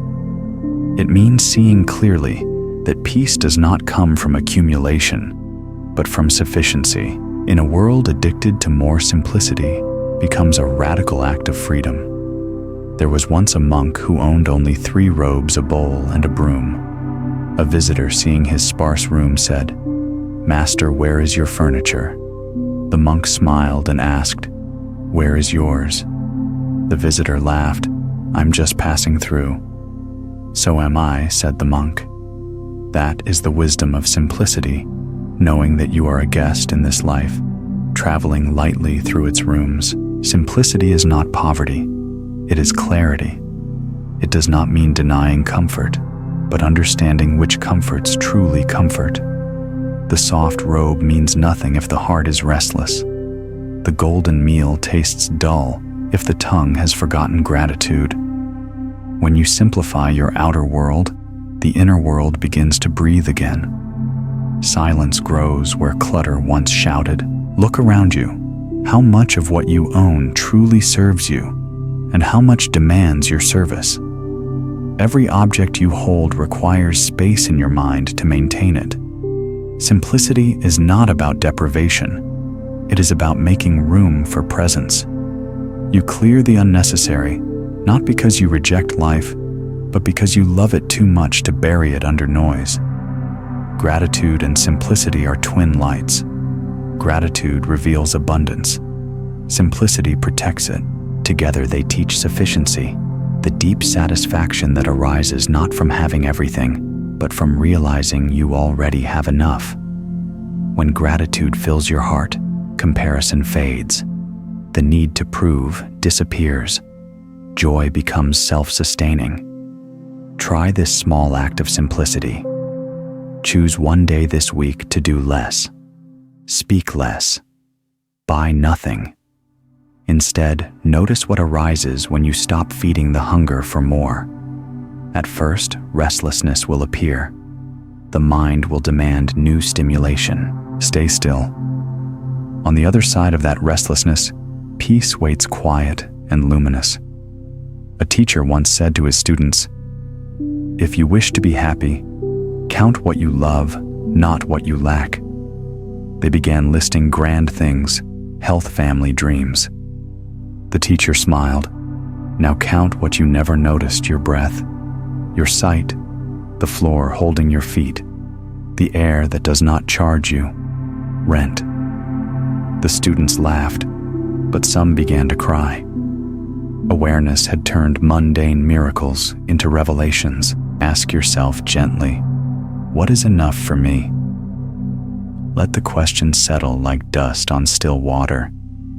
You may find that enough is smaller than you thought, yet larger than you imagined. Enough is a meal shared without distraction, a body that can breathe, a heart that can feel. Enough is this moment complete as it is. Gratitude transforms simplicity into celebration. When you stop chasing more, you finally have time to love what's here. The monk sweeping leaves is not cleaning. He is worshiping. The mother stirring soup is not cooking.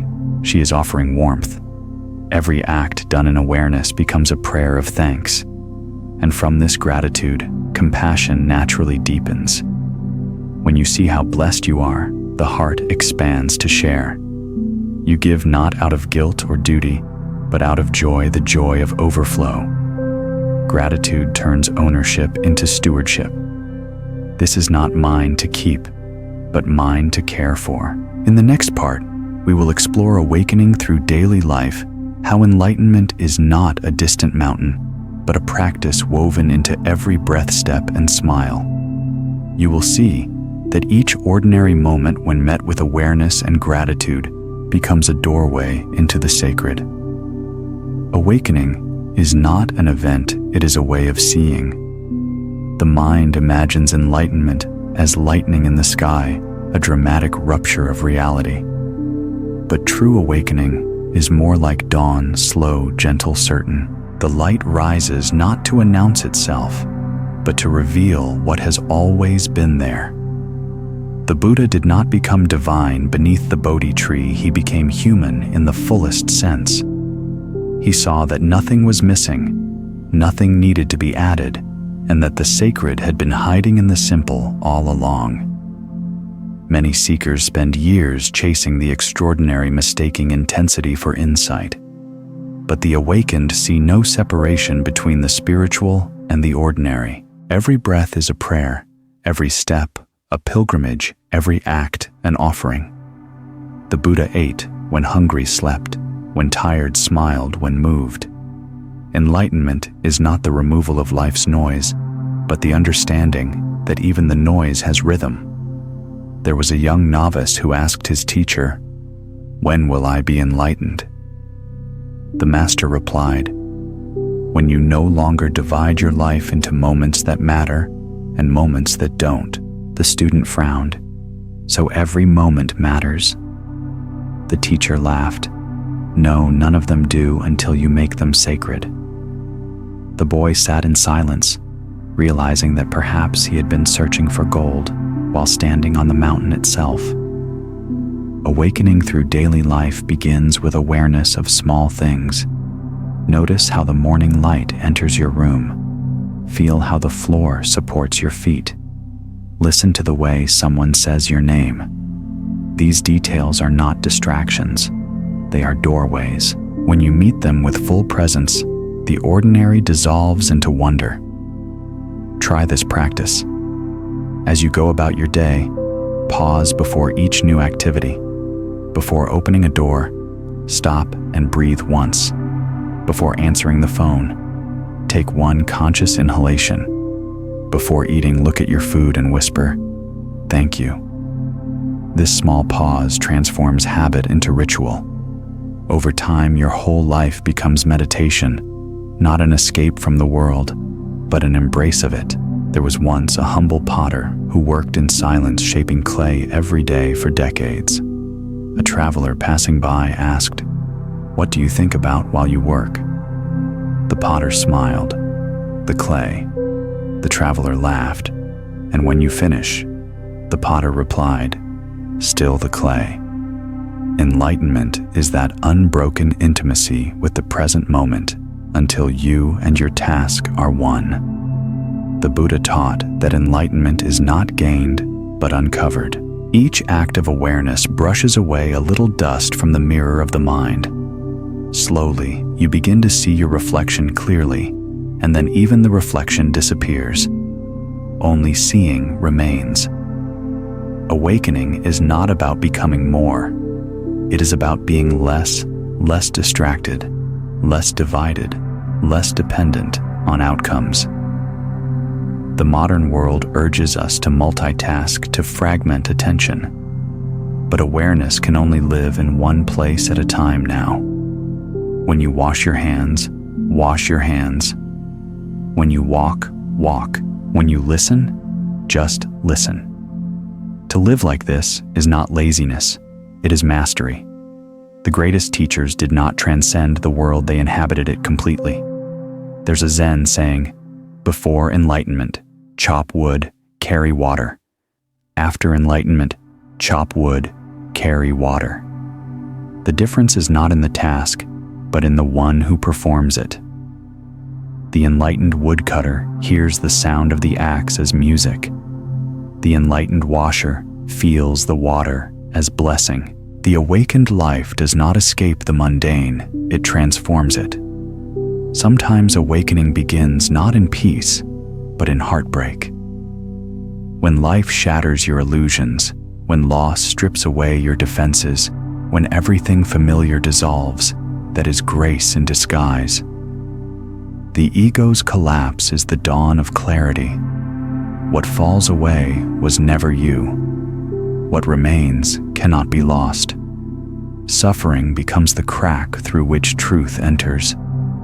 Imagine your life as a temple being slowly built stone by stone. Each breath is a stone, each act of kindness, a pillar, each moment of awareness, a candle lit. You don't need to finish the temple. You only need to keep building with love. The building itself is the awakening. Ask yourself, what if enlightenment is not somewhere ahead, but here, waiting for me to notice? Perhaps the silence between two words, the warmth of a cup between your palms, or the quiet hum of your own breath. Each is a hidden Buddha calling your name. The awakened ones are not those who withdraw from life, but those who see through it. They eat, laugh, cry, work, and rest like everyone else, but within them, there is no division between sacred and secular. To them, sweeping the floor is not a chore. It is liberation in motion. The sound of a child laughing is no different from the sound of chanting in a temple. One evening, a disciple asked his master, "What is the difference between you and me?" The master smiled. "When I wake up, I am awake. When you wake up, you start dreaming again. That is the whole path to wake and stay awake. To awaken through daily life, cultivate presence, gratitude, patience, and compassion until they weave together into your way of being. Then even mistakes become teachers, and every encounter becomes holy. You no longer seek enlightenment, you live as its expression. Try to see tomorrow differently, not as another routine, but as a chance to practice awareness. As you brush your teeth, breathe deeply. As you greet someone, look into their eyes with genuine attention. As you walk, feel the contact of foot and earth. If you can stay present through the simplest tasks, no monastery or pilgrimage will be needed.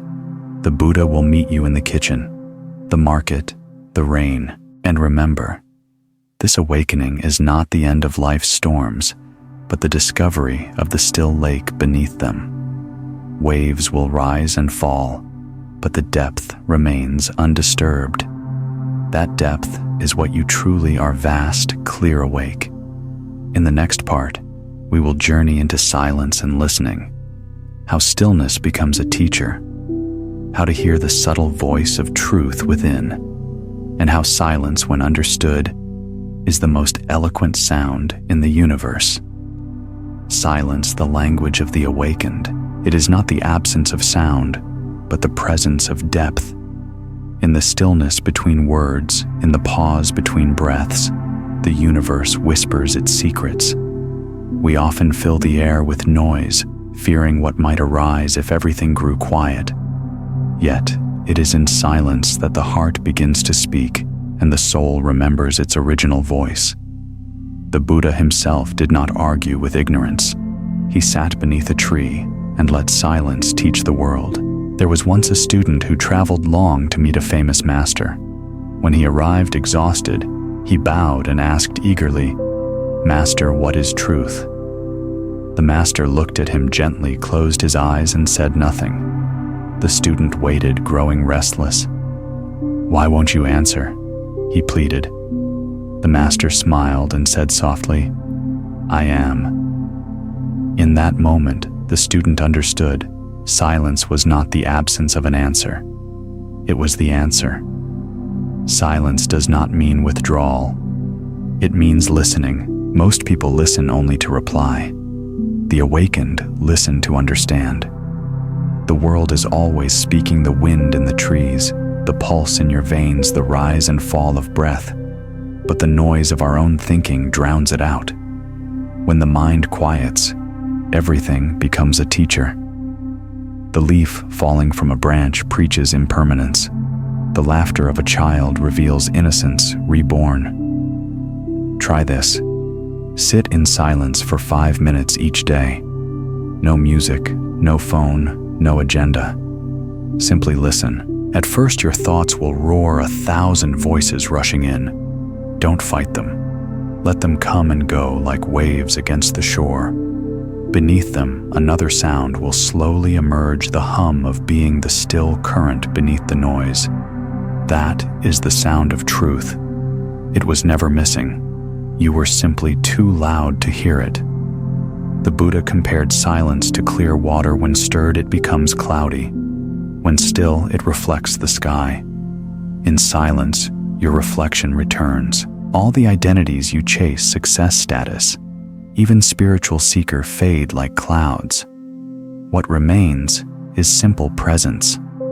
When you touch that, even for a breath, peace is no longer a concept.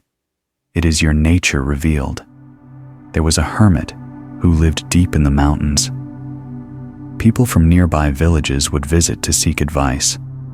They often spoke at length, pouring out worries and confessions, while the hermit listened without interruption.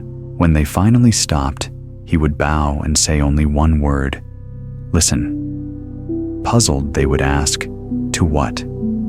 The hermit smiled, "To what is still speaking inside you." His silence was medicine, not the cure for thought, but the space in which thought could heal itself. Silence teaches humility. In the presence of stillness, the ego cannot perform. There are no roles to play, no images to defend. Only the raw, wordless awareness that precedes all pretending. In that awareness, you realize you are not the thinker, but the space in which thoughts appear. And once you know that no noise can truly disturb you again. But silence is not only found in solitude, it can live inside sound. A musician once asked his teacher, "Where is the most important note in a song?" The teacher replied, "In the pause between the notes." In the same way, The pause between your words, between your actions, holds the power of presence. When you speak from silence, your words carry weight. When you act from stillness, your movements become grace. There was a time when the Buddha stood before a great assembly of monks and seekers. Instead of giving a sermon, he simply held up a single flower. The crowd murmured in confusion, but one disciple, Mahakashyapa, smiled quietly. The Buddha said, "I possess the true Dharma, the eye of wisdom, and I give it to you." That wordless moment became known as the Flower Sermon, the birth of Zen, the teaching that truth is not spoken, but seen, felt, and lived. Silence, then, is not emptiness. It is transmission. It communicates beyond language, directly from being to being. When you sit with someone in pure stillness, no fixing, no advising, just presence, healing happens naturally. You become a mirror, reflecting their wholeness back to them. Sometimes the most compassionate act is to say nothing and simply be there. Try this practice in conversation. When someone speaks, do not plan your reply. Let their words settle in you completely before responding. Feel the silence that follows. Often it speaks more truth than anything you could say. Silence is the soil where understanding grows. Ask yourself, how much of my life's noise is unnecessary? We rush to fill every pause with music, scrolling, chatter, distraction, as if stillness were a void to be feared. But the silence we avoid is the doorway home. In stillness, the universe stops being an idea and becomes an experience. When you begin to honor silence, your perception shifts. You start to hear the texture of moments, the subtle hum of morning, the distant sound of wings, even the rhythm of your own breath. Each becomes a note in the grand symphony of now. You begin to realize that creation is not noise emerging from nothingness, but silence becoming sound, and sound returning to silence again and again without beginning or end. In deep silence, the question, "Who am I?" dissolves, and only awareness remains. You see that you were never the voice speaking or the ear listening. You were the stillness holding them both. This is the sacred heart of meditation, not thinking, not striving, just resting as the witness of it all. So when the world grows loud, when your mind races, when emotions flare, pause. Take one conscious breath and listen, not for an answer, but for the silence underneath. It has been waiting for you since the beginning of time. In the next part, we will explore death and impermanence, the ultimate teachers of peace. We'll see how facing death does not darken life but illuminates it, how embracing the end becomes the key to living fully, freely, and without fear. Death, the teacher we avoid, yet the only one who never lies. Every breath you take is both a beginning and an ending. Every sunrise promises a sunset, and still we pretend the night will never come. The Buddha taught that the contemplation of death, Maranasati, is not a morbid ritual, but a path to awakening. When you truly face death, you stop wasting life. You stop mistaking the temporary for eternal. You begin to live with urgency, but not with fear, with tenderness, not despair. There was once a prince who watched his father's soldiers return from battle, some wounded, some missing. That night, while walking through the royal gardens, he found a bird lying still beneath a tree. Its wings were folded perfectly, its eyes still open. He stared at it trembling and whispered, "So even beauty must die." From that night forward, he saw the world differently. Flowers no longer looked like ornaments, they became reminders. Every fragrance, every color was temporary, and because of that, infinitely precious. That prince was Siddhartha, who would one day become the Buddha. To remember death is to awaken to impermanence. It is not to live in dread, but in clarity. Most of our suffering comes from the refusal to accept that everything we love will change and everything we fear will pass. Death is not cruel. It is the final mirror showing us that nothing belongs to us, not even our breath. And yet, within that truth lies liberation. Because when you realize you cannot hold anything forever, you learn to hold it fully now. The Buddha once said, "Of all mindfulness practices, mindfulness of death, when developed and cultivated, leads to the greatest fruit." Why? Because death humbles the ego. It ends every argument about importance, pride, or possession. Before death, all are equal kings and beggars, saints and sinners, scholars and children. Death erases hierarchy, revealing what was always true, that all beings share the same fragility, the same wish to be happy before they vanish. Try this contemplation. Sit quietly and imagine holding a single leaf in your hand. Study its veins, its color, its soft imperfection. Then imagine it falling gently, gracefully returning to the earth. Whisper, "This too will pass, and so will I." Feel how your heart both tightens and softens. That contraction is fear. That softness is truth. Death is not an interruption of life. It is life completing its circle. There was a story of a woman named Kisa Gotami.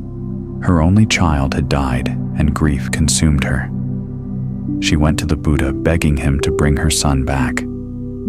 The Buddha said, "Bring me a mustard seed from a household that has never known death, and I will help you." She searched from door to door. In every home she heard stories: a lost father, a sister, a friend. By nightfall, she realized that her pain was not hers alone. When she returned, the Buddha said nothing. She bowed and whispered, "I understand now." In that understanding, her heart broke open, not from despair, but from compassion. Death had not stolen her love, it had deepened it. Death, when faced directly, dissolves illusion. It teaches that no one truly owns anything, not possessions, not people, not even the body we call mine. Everything borrowed must be returned. But when you stop clinging, what remains is not loss, it is gratitude. You begin to see that life is a loan of light, brief and beautiful, and every moment is a chance to honor it. The practice of meditating on death is not meant to make you somber. It is meant to make you sincere. When you remember that you could die today, what grudges would you drop? What words would you say? What love would you finally give?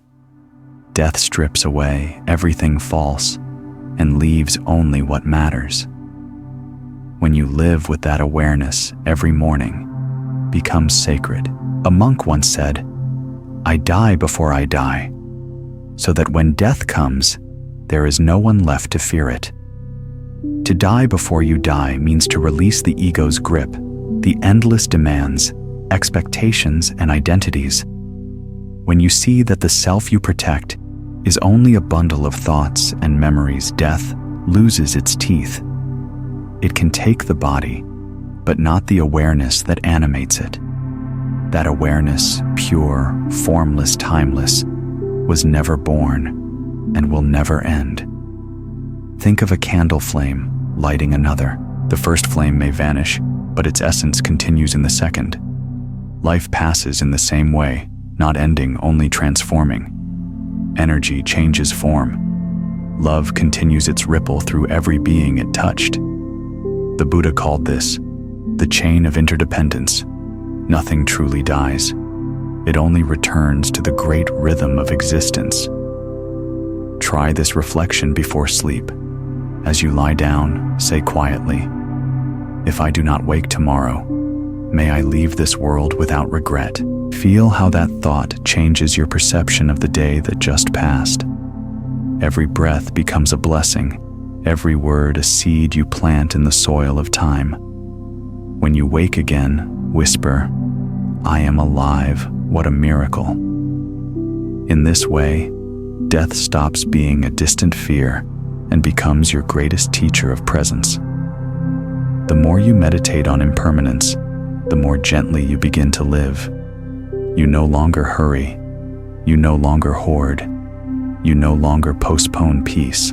You become kind, not because you fear karma, but because you understand the brevity of every encounter. You smile more, forgive faster, love deeper. There is a saying in the sutras, "Those who remember death live as if time were gold, but they spend that gold freely." That is true wisdom, to cherish each moment without clinging to it. Life is not shortened by death, it is sharpened by it. Ask yourself softly, if this were my last day, what would I hold close? What would I release? Let the answers guide how you live. For the one who befriends death does not live in its shadow, they walk in its light. And so death is not the end of our journey, but the bridge to understanding that nothing truly ends. The waves return to the ocean, the spark returns to the flame, the silence receives the sound. In the next part, we will explore rebirth and renewal, not as mystical doctrine, but as a living truth. How every ending conceals a beginning, how transformation never ceases, and how the soul, like spring after winter, keeps learning how to bloom again. Rebirth is not only the mystery of what happens after we die, it is the miracle of what happens while we live. Every breath you take is a small death, followed by a small rebirth. Every exhale releases, every inhale renews. In Buddhist teaching, rebirth is not merely the soul's journey from one body to another.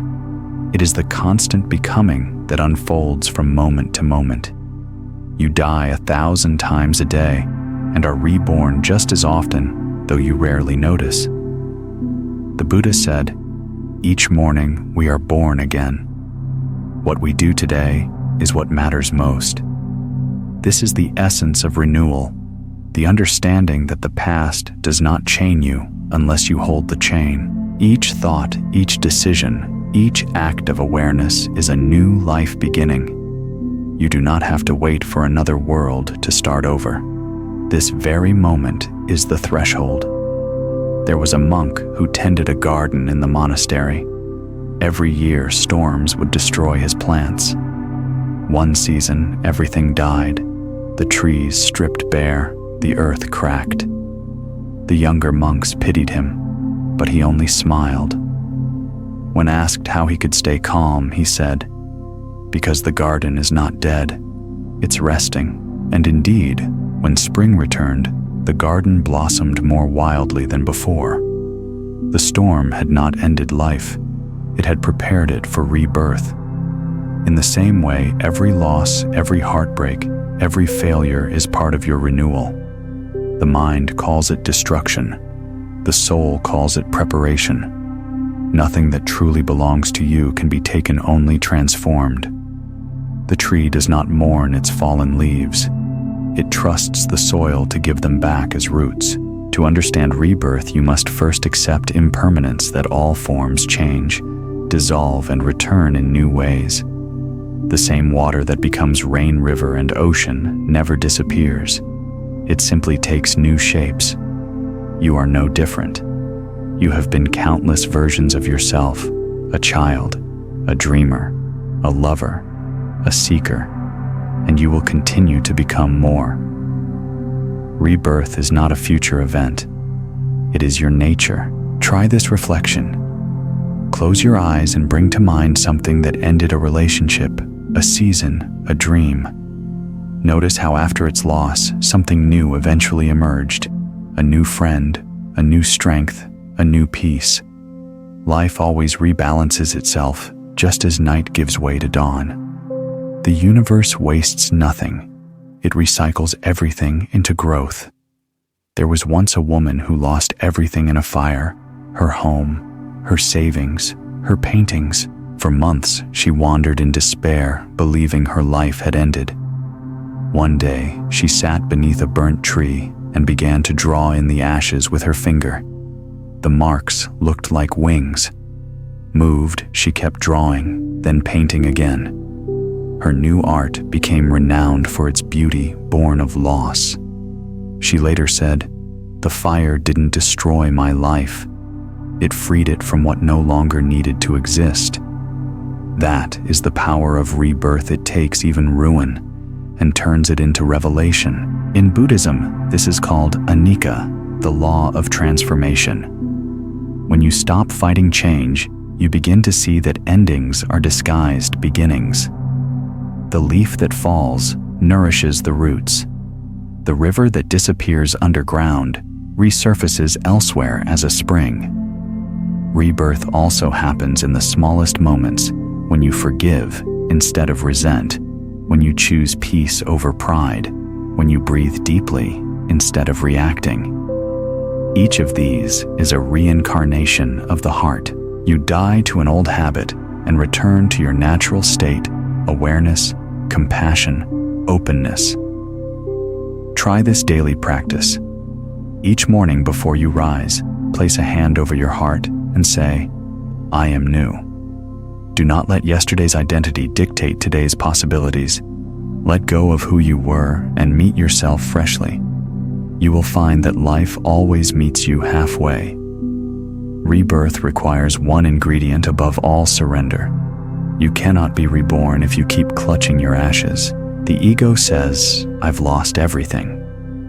The soul whispers, "You've just been cleared for growth." The cocoon feels like death to the caterpillar, yet it is only transformation in progress. What you call endings are simply nature's way of making space for the next becoming. The Buddha compared human life to a flame passed from candle to candle. The flame changes hands, yet the light continues. You are both the flame and the passing, not fixed, but fluid, not permanent, but enduring. Rebirth is the recognition that you are movement itself, not the momentary form it takes. There's a parable of a monk who lived beside a waterfall.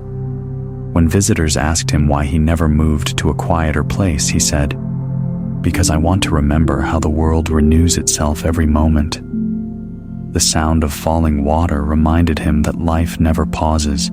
It keeps cleansing, reshaping, beginning again. Ask yourself gently, what am I still calling an ending that might in truth be a beginning? Perhaps it's a lost love, a closed door, a dream deferred. Look again beneath the ashes. Something green may already be stirring. To live with awareness of rebirth is to stop clinging to identity. You stop saying, "This is who I am," and start asking, "What am I becoming?"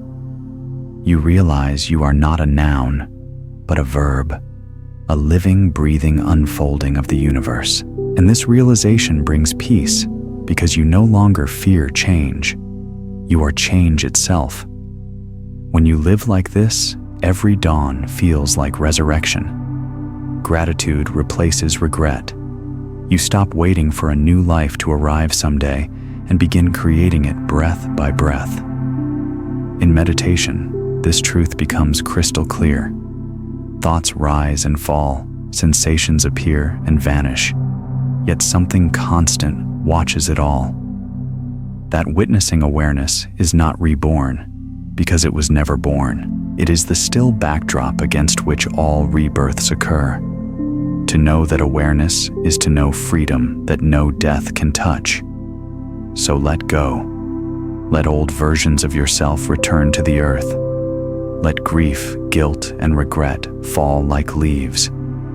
Trust the rhythm that has carried stars through darkness for billions of years. You are part of that same rhythm, dying, renewing, shining again and again. In the next part, we will explore the path of forgiveness and release how letting go of resentment not only heals others, but frees the soul to live again. You will see that forgiveness is not forgetting the wound, but remembering the lesson without carrying the pain. Forgiveness is the art of unclenching the heart. It is not about condoning, excusing, or erasing what happened. It is about ending the silent war you keep fighting inside. The Buddha once said, "Holding on to anger is like grasping a hot coal with the intent of throwing it at someone else.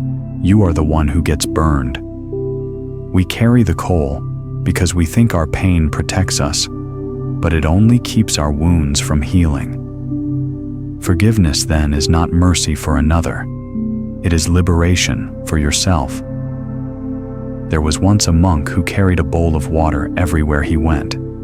People mocked him, saying, "What are you doing?"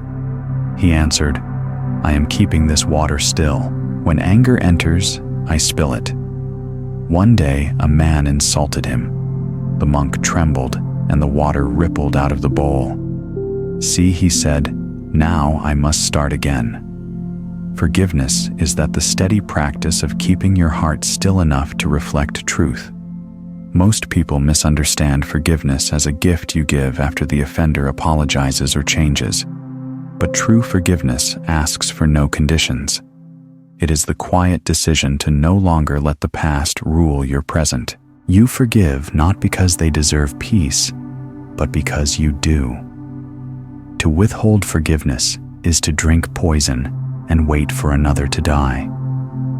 When you look deeply, you'll see that every act of harm arises from ignorance, a person's inability to see clearly, to love themselves or others rightly. The Buddha taught that those who wound others are already suffering. To hate them is to add your suffering to theirs. Compassion does not justify wrongness. It simply understands its root. Forgiveness born of wisdom says, "I will not continue this chain of pain." Try this reflection. Close your eyes and bring to mind someone who has hurt you. Feel the sting of it, the tightness it still creates in your chest. Now imagine them as a child, confused, afraid, trying to be loved in the only way they knew.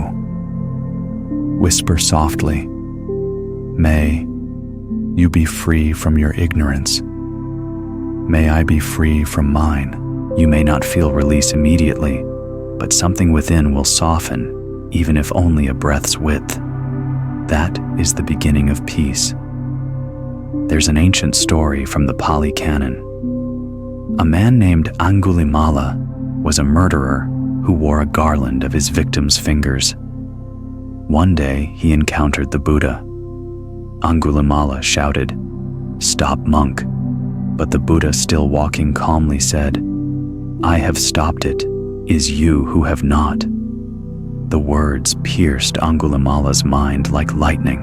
He fell to his knees weeping and vowed to change. Later, even as villagers cursed him for his past, he endured their scorn silently. When asked how he could bear it, he said, "Because the one who did those things no longer exists." That is the heart of forgiveness, the recognition that people change, and so can you. But sometimes the hardest person to forgive is yourself. We replay mistakes like an endless film, punishing ourselves for not knowing better. Yet the Buddha said, "You yourself, as much as anyone in the universe, deserve your love and compassion." Regret has its purpose. It shows the heart still cares. But once the lesson is learned, regret must be released. To keep holding it is to refuse the transformation that suffering offered.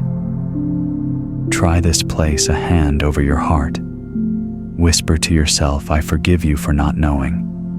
I forgive you for trying to survive. I forgive you for being human." Do this daily until your inner voice softens. Self-forgiveness does not erase responsibility. It ends the self-condemnation that blocks growth. Only when you forgive yourself can you truly forgive others. Forgiveness is not weakness, it is strength. It requires more courage to open a wounded heart than to close it. The world teaches us to seek revenge. The Dharma teaches us to seek understanding. The first satisfies the ego. The second frees the soul. When you forgive, you reclaim the energy that anger had been consuming. Suddenly, there is room again for peace, for creativity, for love. There was a story of a woman who visited a temple every day, praying for her enemies to suffer. One morning, the abbot asked her to fetch water from the river in a clay jar.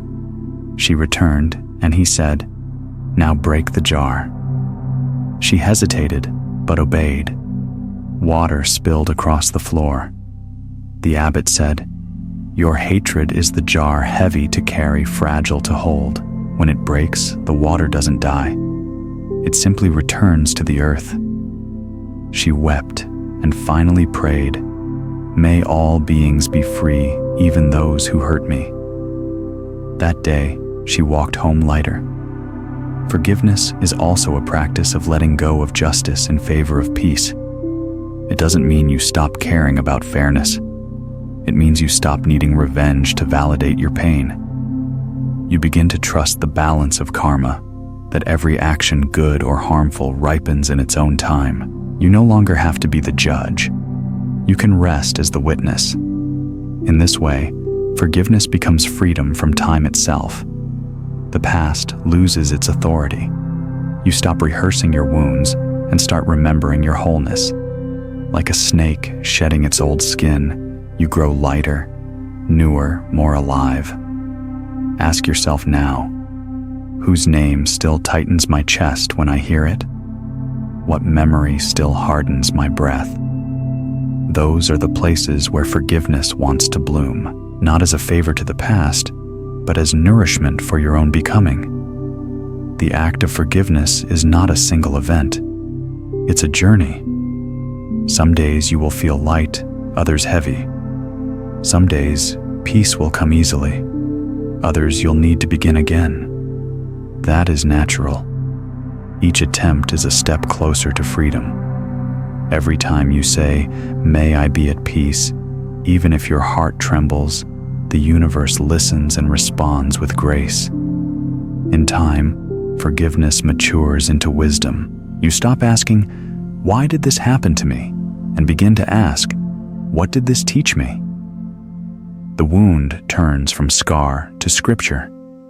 You realize that every person who hurt you was in some mysterious way helping you uncover compassion's depth. And finally, forgiveness expands beyond people. You begin to forgive life itself, the losses, the failures, the unfulfilled dreams. You realize that reality was never unfair. It was always guiding you toward awakening even through pain. To forgive life is to trust its intelligence. When you reach this understanding, your heart becomes like the open sky, vast, spacious, untouched by storms. Pain may visit, but it cannot stay. Resentment may knock, but no longer finds a home. What remains is stillness. And in that stillness, love without boundary. In the next part, we will explore karma and cause and effect, how every thought, word, and action shapes the path ahead, not as punishment, but as reflection. We will learn how understanding karma empowers you to create peace instead of pain, and how awareness itself can rewrite destiny. Karma, a word often whispered with fear, yet in truth, it is the most compassionate law in the universe. It does not punish. It teaches. It does not demand. It mirrors. Karma means simply what you sow, you reap. What you offer returns. The Buddha called it the law of cause and effect, the invisible thread connecting every thought, word, and deed across time. Understanding karma is like learning how to read the language of your own life. Each experience, whether joyful or painful, is feedback from the seeds you've planted in consciousness. There was once a farmer who planted rice, but cursed the earth when weeds appeared. A monk passing by said, "You are angry at the reflection of your own neglect." The farmer frowned, then understood. He had sown carelessly. So too it is with life. If we plant fear, we harvest anxiety. If we plant kindness, we harvest trust. Karma is not cosmic revenge. It is spiritual responsibility. Every moment is a seed. What you think becomes intention, what you speak becomes vibration, and what you do becomes echo. The Buddha taught that karma begins not in the hand, but in the mind. Even a single thought of greed or compassion alters the landscape of your future. This is why mindfulness is so vital. It's the gardener's awareness. Without it, we plant unconsciously and later cry at the thorns we ourselves have sown. Karma also teaches that nothing happens in isolation. Every action ripples outward into countless lives. A single word can heal or harm beyond what you can see. The gentle act of helping one person may inspire another, who then helps many. In this way, karma weaves an infinite web of connection, reminding us that we are not separate. We are co-creators of each other's destiny. There was a story of a monk traveling through a storm. He found a man freezing by the road and gave him his cloak. Years later, the monk fell ill.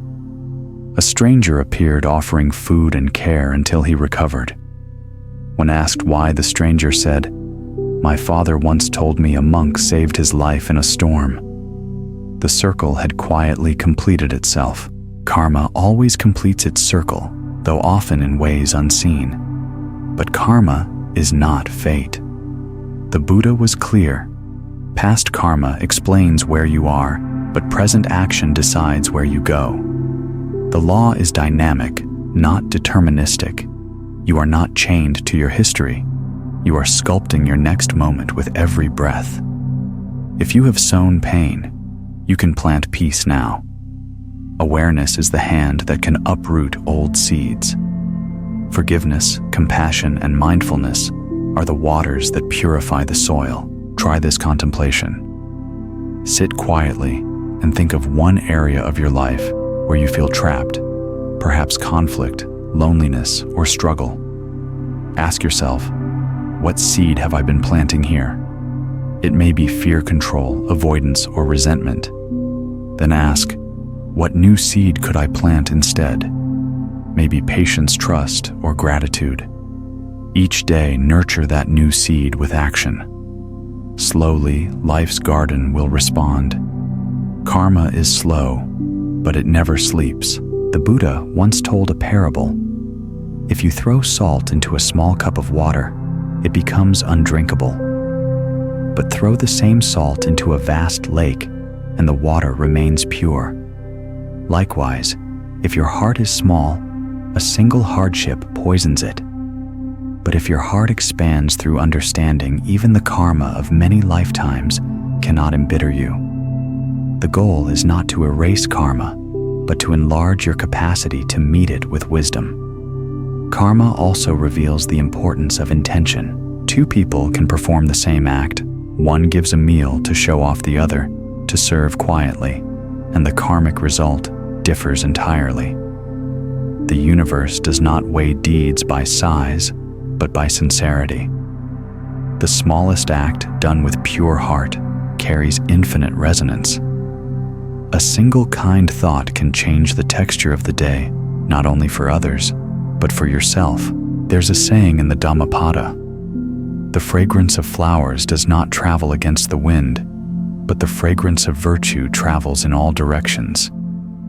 Karma is that fragrance. It is the subtle aroma left behind by your thoughts and actions. You cannot hide it, nor fake it. Wherever you go, your energy speaks before your words do. Yet karma is also grace in disguise. Every hardship that returns to you is not punishment, but purification, the universe balancing itself. Pain often appears when it's time to release old patterns. If you meet your suffering consciously, it loses its sting and becomes teacher instead of tormentor. A wise monk once said, "When karma ripens, bow to it. It is the fruit of seeds you once forgot." You can transform karma through awareness.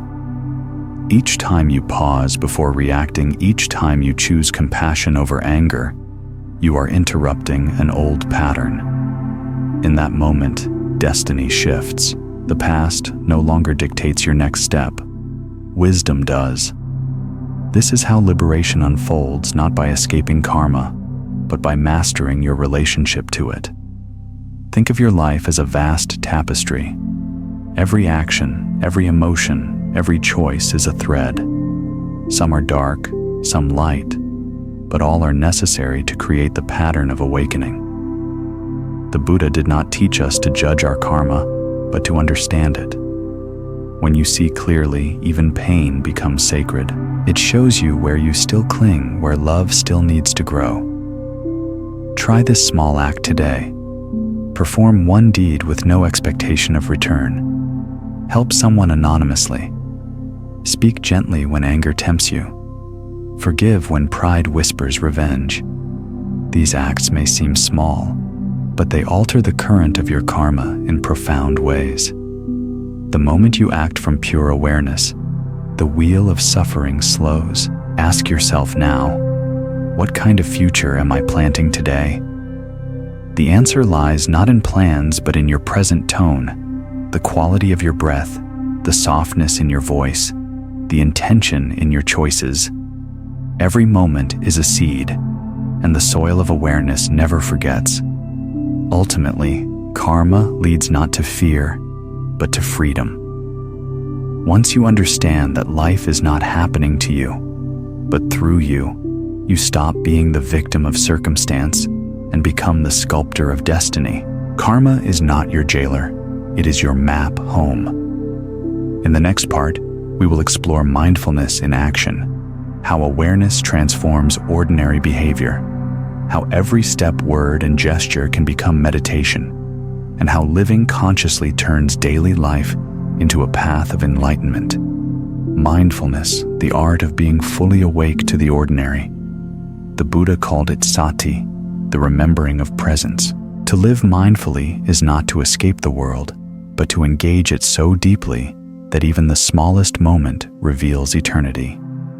Mindfulness transforms the mundane into meditation.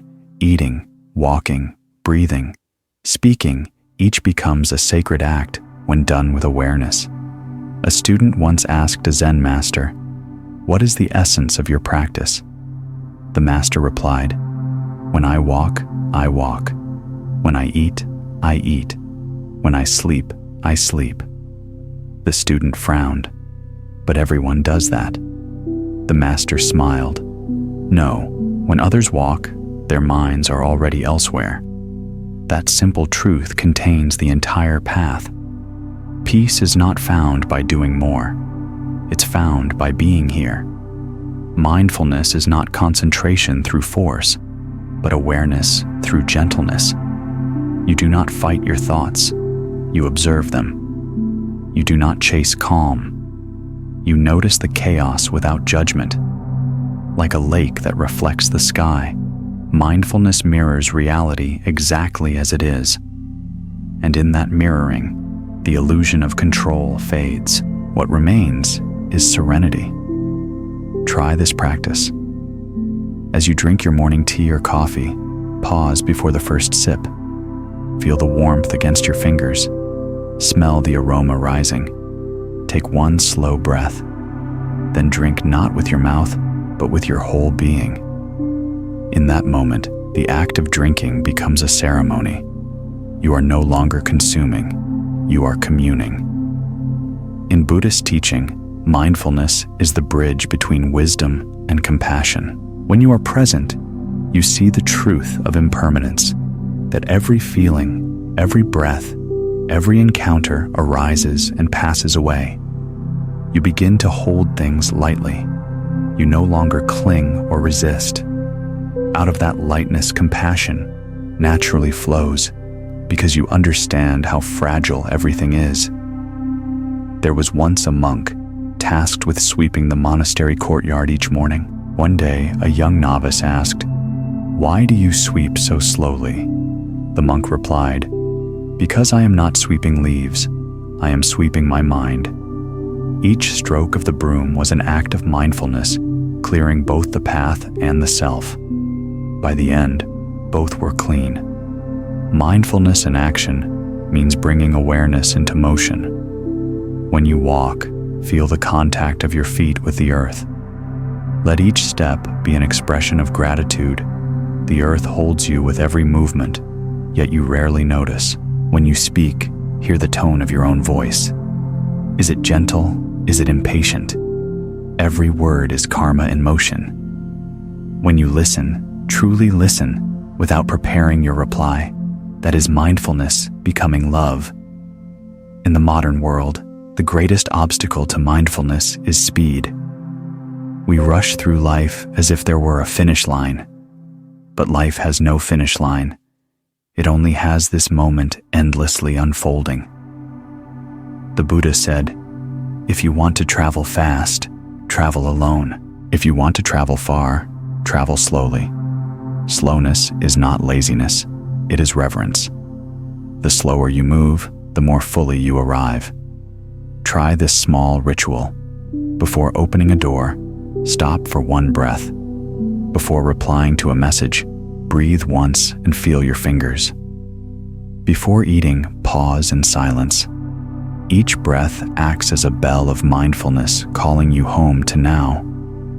Over time, these pauses will weave awareness through every part of your day. Mindfulness is not limited to calm moments. Its true power reveals itself in chaos. When anger rises, mindfulness says, "Here is anger, hot, tight, temporary." You do not become it, you observe it. The same with fear, sadness, desire. When awareness watches emotion, emotion loses its authority. This is the beginning of liberation, not from the world, but from being enslaved by it. There's a story of a warrior who came to a monk trembling with guilt. "I have harmed many," he said. "I cannot undo it." The monk handed him a bowl of water and said, "Stir it." The warrior obeyed. "Now," said the monk, "look at your reflection." "I can't see it," the warrior replied. The monk smiled. "Then be still." Slowly, as the ripples settled, the water became clear again. "See," said the monk, "this is your mind. Do not try to fix the past. Let stillness make it clear." Mindfulness is that stillness. The beauty of mindfulness is its accessibility. You do not need temples, incense, or robes. Your breath is your altar. Your awareness is your prayer. Wherever you are, in traffic, in conversation, washing dishes, the sacred is one conscious breath away. Ask yourself throughout the day, where is my mind right now? Is it in the past, rehearsing? In the future, worrying? Gently bring it back to the only place it can ever truly be here. The moment you notice, you have already returned. The Buddha compared the mindful person to a lotus flower. It grows in muddy water, but remains unstained. Likewise, mindfulness does not require a perfect life. It reveals perfection in the middle of imperfection. Even amidst pain, awareness can bloom untouched. Mindfulness also transforms relationships. When you meet others with full presence, they feel seen not as roles or labels, but as living beings. The greatest gift you can give another is your undivided attention. That is love made visible. In time, mindfulness dissolves the illusion of separation altogether. You begin to realize that there is no observer, and observed only observing. The sound of rain, the rhythm of your breath, the beating of a distant drum, all happening in one seamless flow. You and life are not two things. You are one awareness moving through infinite forms. Try ending your day with this short reflection. Sit quietly for 2 minutes. Let the breath settle. Then recall 3 moments of awareness from your day. Perhaps the sunlight on your face, a kind word you spoke, a breath you remembered to take. Bow inwardly and whisper, "I was awake." This simple acknowledgement plants the seeds of deeper presence. Ask yourself softly, what would my life feel like if I treated every action as sacred? If each step, each word, each glance carried the weight of awareness, you would never again feel disconnected from meaning, because mindfulness reveals what has always been true, that life itself is the temple, and you are already inside. In the next part, we will explore the practice of loving kindness, metta, how to awaken boundless compassion for yourself and for all beings, how to turn goodwill into a living force, and how love, when freed from attachment, becomes the greatest meditation of all. Loving kindness. Metta is the fragrance of a heart that has stopped defending itself. It is love without demand, compassion without measure, care without condition. The Buddha taught metta bhavana, the cultivation of loving kindness, not as an emotion to chase, but as a state of consciousness to awaken. When your heart opens, fully love ceases to be something you feel. It becomes what you are. A monk once asked the Buddha master who is worthy of my compassion. The Buddha replied, if your compassion has a boundary, it is not compassion. Metta knows no distinction between friend and foe, saint and sinner, human and creature. It flows like sunlight, warming all it touches without asking who deserves it. But to understand metta, you must begin with yourself. Many seek to love the world while rejecting their own hearts. Yet the Buddha said, you cannot pour from an empty cup. True compassion for others begins with the willingness to meet your own suffering without judgment. When you stop waging war against yourself, peace becomes possible everywhere. Try this simple practice of loving kindness meditation. Sit quietly. Place a hand on your chest. Breathe softly. Repeat inwardly. May I be safe. May I be peaceful. May I live with ease. Feel these words like gentle rain falling on the soil of your being.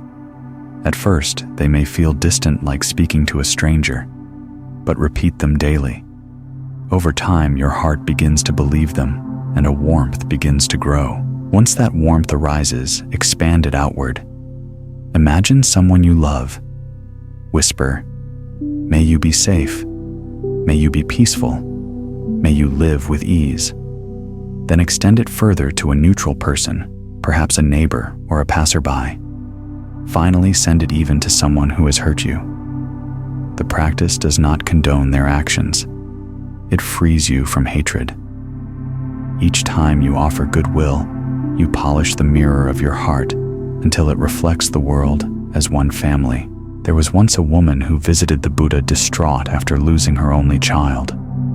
The Buddha guided her through her grief by asking her to practice metta daily, not to erase the pain, but to expand her love so wide that her child's absence could rest within it. Months later, she said, I no longer love less because he is gone. I love more because I have learned how vast love can be.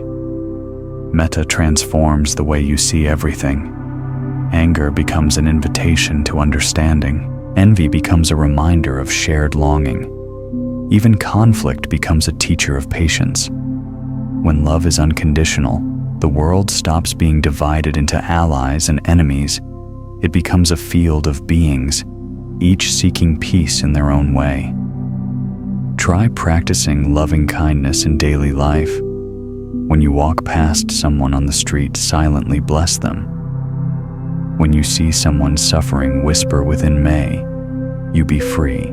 When you find yourself judging another, pause and breathe, remembering that their struggle is not unlike your own. These small, silent blessings are the secret work of the awakened. There's a story of a monk who was captured by bandits. Even as they bound him, he whispered, "May you be free from the karma of harm." Later, when rescued, his fellow monks asked if he hated his captors. The monk smiled gently. "No, they gave me a chance to test my love." That is the courage of metta, the ability to keep the heart open even in the storm. Metta is also medicine for the modern world. In a time of division, judgment, and noise, loving kindness cuts through illusion like a bell through fog. It reminds us that beneath every identity, we all share the same breath, the same fragile heartbeat, the same wish to be happy, to be free from pain. When you see this clearly, compassion stops being a virtue. It becomes sanity. The Buddha compared loving kindness to a mother's care. Just as a mother protects her only child with her life, so should you cultivate a heart that holds all beings with tenderness. Even if the world misunderstands you, let your heart remain wide. The strength of metta is not in its softness, but in its endurance. It loves again and again, even when broken. Try this reflection at the end of your day. Sit quietly and recall 3 beings you encountered: 1 you love, 1 you find difficult, and 1 you hardly noticed. To each send silently, "May you be happy. May you be well. May you know peace." Then include yourself. "May I be happy. May I be well. May I know peace." This simple act rewires the heart from contraction to connection. Ask yourself softly, what would change if I loved without conditions? Perhaps nothing outside would change, but inside your world would expand beyond measure.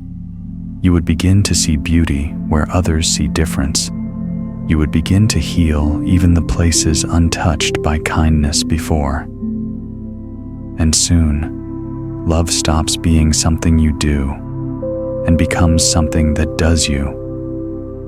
It flows effortlessly through speech, movement, glance, presence. You become a vessel of goodwill, and wherever you go, peace follows. The purpose of metta is not to escape pain, but to embrace it until it dissolves into compassion. The hurt that once hardened your heart becomes the very source of your gentleness. And in that transformation lies the deepest wisdom. Love is not a feeling, it is freedom. When you live with loving kindness, even silence becomes communication. Even stillness becomes service. You don't need to change the whole world. Your kindness changes the field of the present moment, and that ripple touches everything. In the next part, we will explore compassion in action. Karuna, the twin flame of metta. You will discover how to serve the world without losing yourself, how to act with empathy without being consumed by pain, and how the Buddha's path of the Bodhisattva transforms love into awakening. Compassion. Karuna is love when it begins to move. If metta is the light of the heart, karuna is that same light walking into the darkness of another's pain without fear. The Buddha taught that compassion and wisdom are like 2 wings of the same bird. Without both, you cannot fly. Compassion without wisdom burns out. Wisdom without compassion freezes. True karuna is the perfect balance, warm, yet clear, tender, yet discerning, open, yet grounded. There was once a monk who saw a wounded bird struggling by the roadside. He knelt beside it, whispering, "May you be free from suffering." A traveler scoffed, "Your words cannot heal that bird." The monk smiled softly, "Perhaps not, but my heart can stop adding more suffering to the world." Compassion does not always fix what is broken. It simply refuses to turn away. To live with compassion is to see pain and stay present. Most people look away from suffering because it awakens their own. But when you look with awareness, you realize that all pain is shared. The sorrow in one being is the sorrow of all. The Buddha said, "When one being suffers, the whole world trembles." Compassion is the act of listening to that tremble and responding not with fear, but with love. Yet compassion is not pity. Pity says you are weak. Compassion says we are the same. Pity stands above. Compassion kneels beside. The heart that truly understands no longer divides the world into helper and helped it seize one life expressing itself in many forms. Try this contemplation. When you witness someone in distress, a stranger crying, an angry driver, a tired parent, pause before reacting. Feel your instinct to judge or to fix. Then breathe and silently say, just like me, this person wants to be happy. Just like me, they struggle. Just like me, they wish to be free.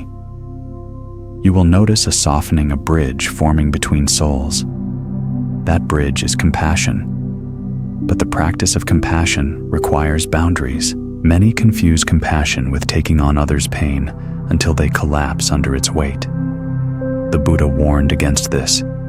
True karuna does not drown in suffering. It becomes the boat that carries it across. To help wisely, you must first stand on stable ground. You cannot rescue another from a fire if you yourself are burning. There's a story of Avalokiteshvara, the bodhisattva of compassion, who vowed to free all beings from suffering. When he saw the vastness of pain in the world, his head shattered into 1,000 pieces. But the Buddha of infinite light reassembled him with 1,000 arms and 1,000 eyes, so he could see and reach everywhere at once. The teaching is this: when your compassion feels overwhelmed, do not despair, expand. The heart has infinite capacity when it no longer belongs only to you. Compassion also means knowing when to step back. Sometimes the most loving act is not to interfere, but to trust another's path.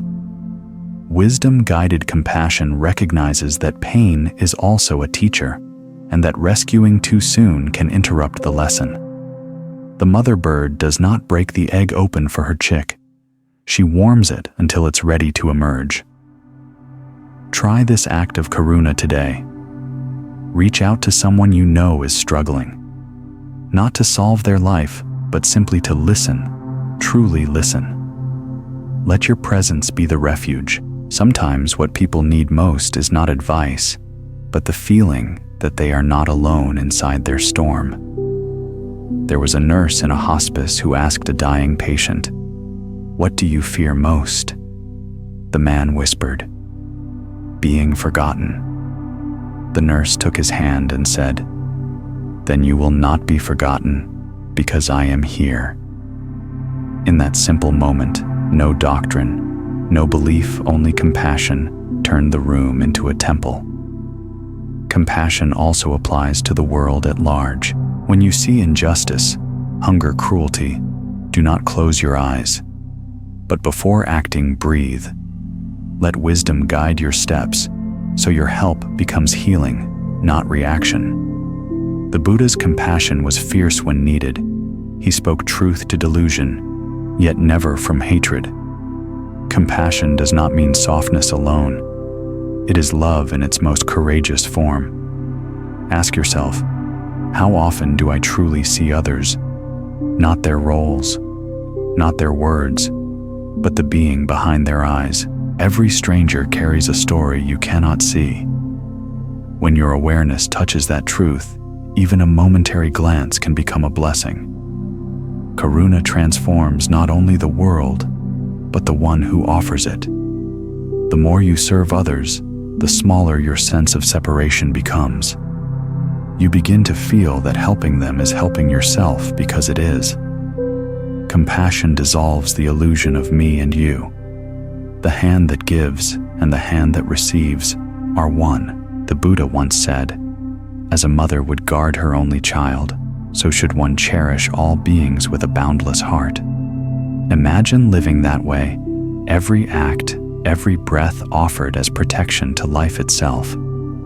That is the path of the Bodhisattva, one who vows to awaken not only for their own peace, but for the peace of all. To walk that path does not require robes or temples. It begins here with one kind thought, one patient breath, one gentle act. Compassion is not somewhere to arrive. It is something you return to every time you choose understanding over judgment. When compassion becomes your natural response, you no longer fear the world's pain. You begin to see it as the raw material of awakening. Every tear you wipe, every anger you forgive, every life you touch, becomes part of your own liberation. And as compassion deepens, it leads inevitably to joy, mudita, the gladness that arises when love becomes unconditional. Compassion heals the wounds of the world. Joy celebrates its beauty. Together, they complete the circle of awakening. In the next part, we will explore joy in the path mudita, the serene happiness that arises not from getting what you want, but from celebrating the peace and success of others, and how this joy becomes the heartbeat of a liberated soul. Joy mudita is the quiet laughter of the awakened heart. It is not the pleasure of possession, nor the excitement of victory, but the serene gladness that arises when love sees another's happiness and calls it its own. The Buddha taught that just as compassion frees the heart from sorrow, joy frees it from envy. It is the medicine for comparison, the light that dissolves the shadow of mine.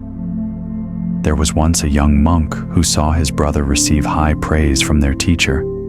For days, jealousy burned inside him. He prayed for peace, but the fire only grew. Finally, the master called him and said, "Each time you envy him, you drink poison, hoping he will fall.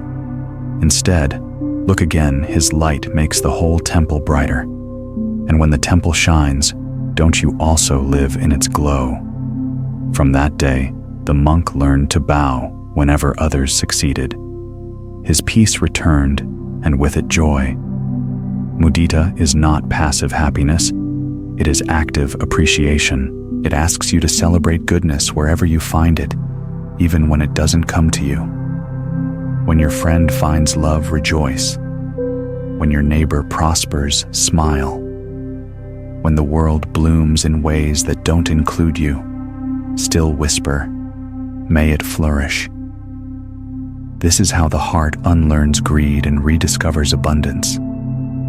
Joy is a choice, not a circumstance. The mind says, "I'll be happy when." The heart says, "I'm grateful now." The Buddha taught that true joy comes not from having more, but from wanting less. Because when wanting ends, appreciation begins.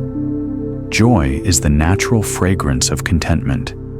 Try this simple reflection. Each morning before rushing into tasks, pause and name 3 things that are already enough. The breath that enters you, the light that touches your face, the chance to begin again. Whisper softly, "This is enough." You will feel the weight in your chest begin to lift. Joy enters quietly like dawn seeping under a closed door. There was once a traveler who climbed a mountain seeking a famous hermit, rumored to possess eternal happiness. After days of hardship, he found the old man sitting outside a small hut, smiling at the wind. "Master," the traveler said, "how did you find such joy in solitude?" The hermit replied, "By stopping the search for joy. I began to see beauty before it asked to be noticed." That is mudita, the ability to see blessing before reason to smile without condition. Yet joy is not denial. It does not blind itself to suffering. It exists alongside it. The awakened heart can hold sorrow and joy simultaneously as the sky holds both sun and storm. Joy does not require perfection. It simply requires presence. Even in loss, the awareness of being alive can sparkle like dew on broken glass. Try this. When you feel weary or envious, shift your attention outward. Notice something beautiful, a child laughing, a bird gliding, the smell of rain. Let that beauty remind you that joy exists independent of your story. It doesn't need your permission to bloom. It only needs your notice. In Buddhist teaching, Mudita completes the four divine abodes: metta, loving kindness; karuna, compassion; mudita, joy; and upekkha, equanimity. These are not stages, but harmonies. Compassion feels others' pain. Joy celebrates their light. Together they balance the heart. One keeps it soft, the other bright. Ask yourself gently, when was the last time I rejoiced in someone else's happiness? Not politely, not with duty, but truly. Each time you celebrate another's joy, your own heart grows. Life stops being a competition and becomes a shared festival of existence. The success of one becomes the success of all. There's a story of a wandering nun named Punna. She lived in poverty, yet every time she saw another monk receiving food or gifts, she would smile and say, "How wonderful that generosity still lives in the world." Over time, people noticed her joy and began offering her alms, not out of pity, but out of love for her radiant heart. The Buddha said, "Punna's bowl will never be empty, for she rejoices in others' fullness." Mudita also heals the relationship with yourself. Instead of constantly measuring your worth, you begin to see your own progress with kindness. You say, "I am not where I was yesterday. That is enough." Joy becomes self-compassion in motion. You begin to delight in your small awakenings, the breath you remembered, the anger you released, the kindness you gave. In this way, every day becomes a celebration of becoming. Try a simple daily ritual.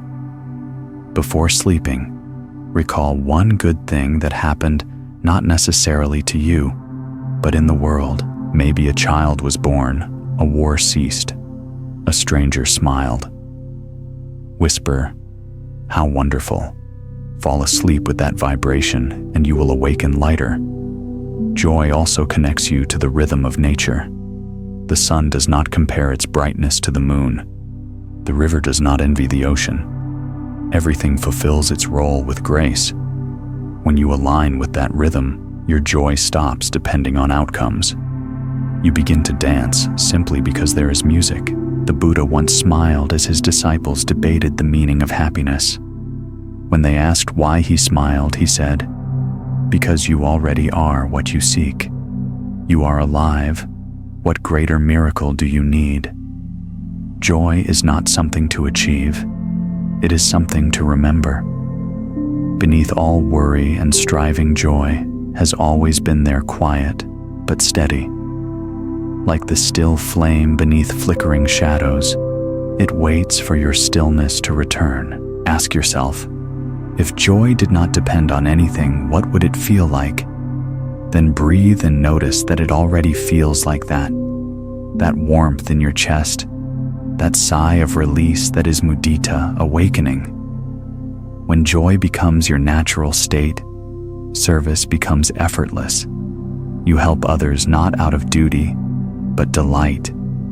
You give because giving feels like breathing. You love because love feels like remembering. And as this joy deepens, it matures into upekkha, equanimity, the quiet balance that allows love, compassion, and joy to endure even when the world shifts. Equanimity is the heart's final liberation, peace unshaken by pleasure or pain. In the next part, we will explore equanimity, upekkha, the calm center within all change, how to remain open without attachment, peaceful without indifference, and how stillness becomes the highest form of strength. Equanimity. Upekkha is the mountain at the center of the storm, the stillness beneath all movement. It is not coldness nor apathy, but the serenity that comes from seeing all things as they truly are, arising, passing, and belonging to no one. The Buddha described upekkha as the balance of the mind that remains unshaken by gain or loss, praise or blame, pleasure or pain. It is not indifference, it is freedom from preference. A young disciple once asked his master, "How can I love deeply without being destroyed when love changes?" The master replied, "By standing where the river meets the sea." "But won't the current pull me under?" the disciple asked. The master smiled. "Only if you try to resist the flow. That is equanimity, not floating away, not drowning, but allowing the river of life to move through you without struggle." To live with equanimity is to see both joy and sorrow as guests, neither enemies nor gods. You welcome them, offer tea, and let them depart when it is time. When pleasure arrives, you smile. When pain comes, you bow. Nothing can take your peace, because peace no longer depends on circumstance. Try this reflection. Close your eyes and recall a recent joy, a compliment, a success, a beautiful day. Feel its lightness. Now recall a recent disappointment, a loss, a harsh word, a regret. Feel its weight. Then ask yourself, which of these will last forever? Neither. Both are clouds moving through the same sky, the sky that is your awareness. Upekkha is remembering that you are the sky, not the weather. Equanimity begins with understanding impermanence, not just as an idea, but as an experience. Every sensation, every thought, every emotion arises and fades. Even the deepest grief cannot stay forever, nor the brightest happiness. When you see this clearly, clinging loses its logic. Why hold what cannot be held? Why fight what cannot be stopped? You begin to flow, and in that flow, peace appears. There was a monk who meditated beside a river every morning. One day, the river flooded, sweeping away his bowl and robe. His fellow monks expected anger, but he simply said, "The river gives. The river takes." Then he continued meditating. Later, when the waters receded, his bowl washed ashore, glinting in the sun, he laughed softly. The river gives again. This is upekkha serenity that sees both loss and return as parts of the same rhythm. Equanimity is not detachment from life, it is intimacy with its truth. You do not need to shut down emotion, only to stop mistaking emotion for identity. Feel joy fully and let it go. Feel sorrow deeply and let it go. Equanimity means being fully alive without being ruled by what passes through you. Try this practice. When strong emotion arises, anger, excitement, grief, pause and breathe into your belly. Say quietly, "This is also part of the path." Notice the body's sensations, the tightness, the heat, the pulse. Watch how they change. You will begin to see that emotions are like waves, powerful but temporary. The ocean remains. There's a saying in the sutras, "In the midst of gain and loss, the wise remain like a tree unmoved by the wind." But remember, the tree is not rigid. It bends, it sways, it adapts without breaking. Equanimity is the same. It is the strength that yields, the courage to let things be as they are, knowing that what must pass will pass, and what must come will come right on time. Equanimity is also the protection of compassion. Without balance, compassion can turn into sorrow. The Buddha once said, "When compassion is grounded in equanimity, it becomes boundless." It means you can care deeply without drowning in pain. You can love without clinging. You can serve without exhaustion. There's a story of an old nun who cared for the sick in her monastery. One day, a young monk asked, "How do you stay peaceful while seeing so much suffering?" She replied, "I don't carry their pain. I walk beside it." That is equanimity, walking beside life without losing yourself in it. In daily life, equanimity means greeting each moment with evenness. When praised, you say, "Ah, pleasant." When criticized, "Ah, unpleasant." No story, no resistance. This is not suppression, but simplicity. The more even your response, the less power the world has over your inner state. Try a simple exercise. Each night, review your day and note 3 moments that disturbed your peace. For each whisper, this too is part of the flow. Over time, you'll notice that life stops shaking you as easily. You begin to trust the deeper current guiding everything. Ask yourself softly, what if I stopped labeling every experience as good or bad?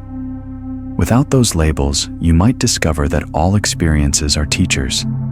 Pain sharpens awareness, joy opens gratitude, loss deepens compassion. Every wave is helping you remember the ocean. The Buddha often spoke of upekkha as the crown of the heart's training. Once loving kindness, compassion, and joy have bloomed, equanimity is the root that allows them to endure. Without it, love can become attachment, compassion can become fatigue, joy can become clinging. With equanimity, all remain pure and balanced. In the modern world, equanimity may seem impossible. News noise and conflict constantly pull at the mind. But balance does not mean ignoring the world. It means engaging it without losing your center. When the heart rests in awareness, even chaos becomes choreography. Try living one day as an experiment. Whatever happens, respond with one mindful breath before acting. If joy arises, breathe. If frustration appears, breathe. That single breath is the bridge back to equanimity. When you practice this long enough, peace stops being fragile. You no longer need everything to go right to feel right. The world can spin, and you remain the still axis. Equanimity is not the end of feeling. It is the end of being enslaved by feeling. It is the calm that allows love to last, the quiet that lets joy sing the space where compassion breathes freely. And from this balance, a deeper wisdom begins to awaken, the direct seeing of reality as it truly is, beyond names, beyond duality, beyond even self. This is the dawn of insight, vipassana. In the next part, we will explore insight and wisdom. Vipassana, the practice of seeing clearly how awareness pierces illusion and how truth once seen transforms suffering into freedom. Wisdom. Vipassana is not knowledge gathered from books or belief. It is the light that arises when you see directly, without distortion, without clinging. The word means clear seeing. It is the vision that perceives things not as you wish them to be, but as they truly are: impermanent, interdependent, and empty of a fixed self. The Buddha called this prajna, the insight that cuts through illusion as a sword through mist. There was once a monk who sat by a pond and stared at his reflection. Day after day, he tried to understand who he truly was. One morning, a stone fell into the water, scattering the reflection into ripples. The monk smiled. "Ah," he said, "I am not what appears on the surface." That was his awakening. Vipassana begins with stillness, but it deepens into clarity. When the mind becomes quiet, reality begins to reveal itself, not as an idea, but as direct experience. You see thoughts arise and pass like clouds. Feelings come and go like wind.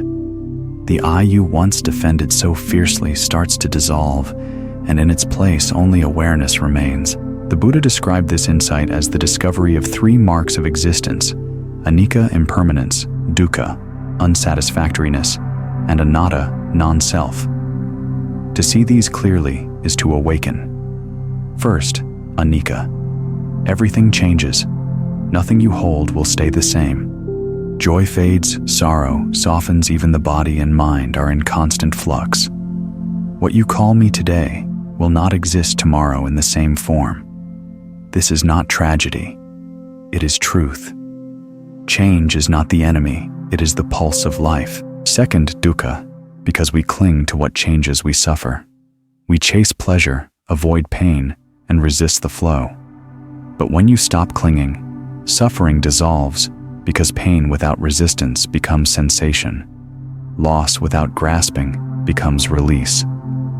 Third, anatta, non-self.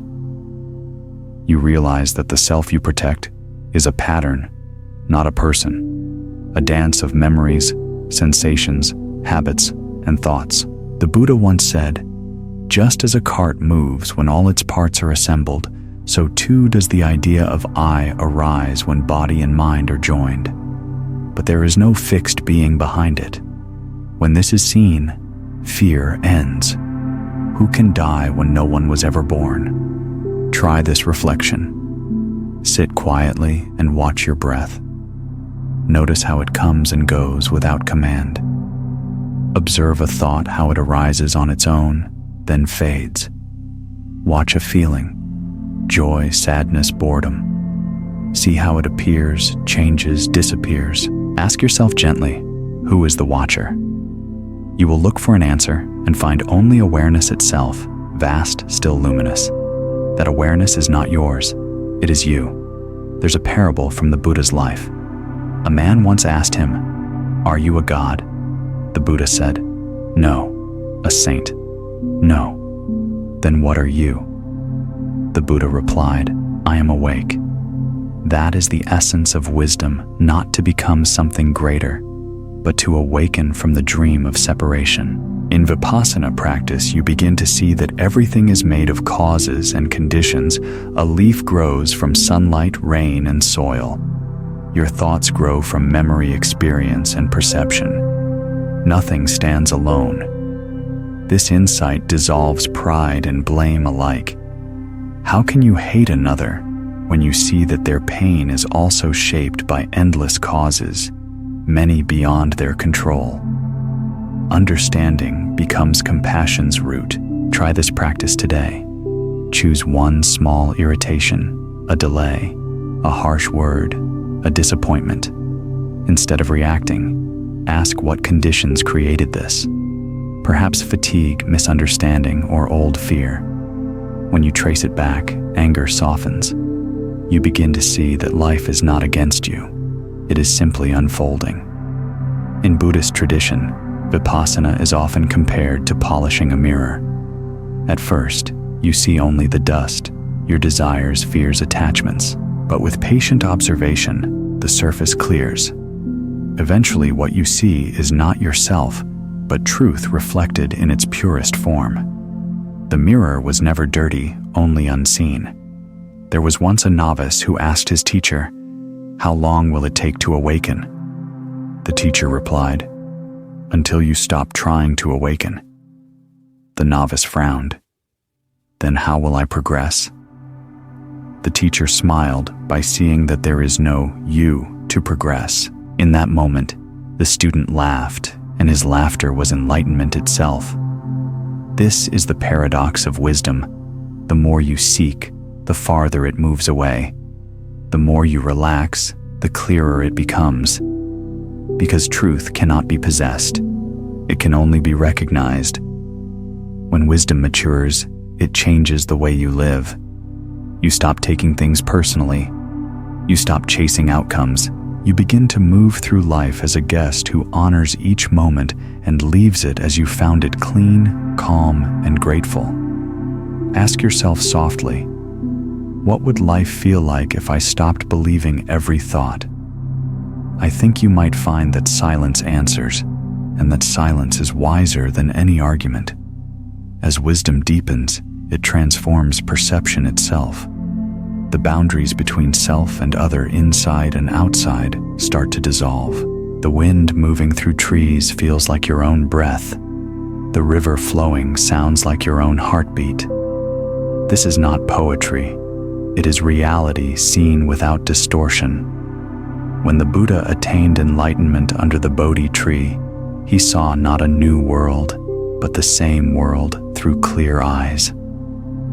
The morning star shone, and he whispered, "How wonderful, all beings are already awakened. They just don't realize it." Wisdom does not give you something new. It takes away what was never true. In time, Vipassana gives birth to serenity, the knowing that nothing needs to be added or removed for peace to exist. life itself becomes meditation. You chop wood, carry water, wash dishes, and awareness shines in all of it. You are not the observer of life. You are life observing itself. And as wisdom flowers, it gives rise to freedom, the final stage of the path. Not freedom from life, but freedom within it. Freedom to love without fear, to act without attachment, to rest without resistance. In the next part, we will explore freedom moksha, the release from illusion, the taste of boundless peace, and the return to the vast, luminous awareness that is your true nature. Freedom. Moksha is the final fragrance of awakening the silent bloom of a mind that has stopped struggling.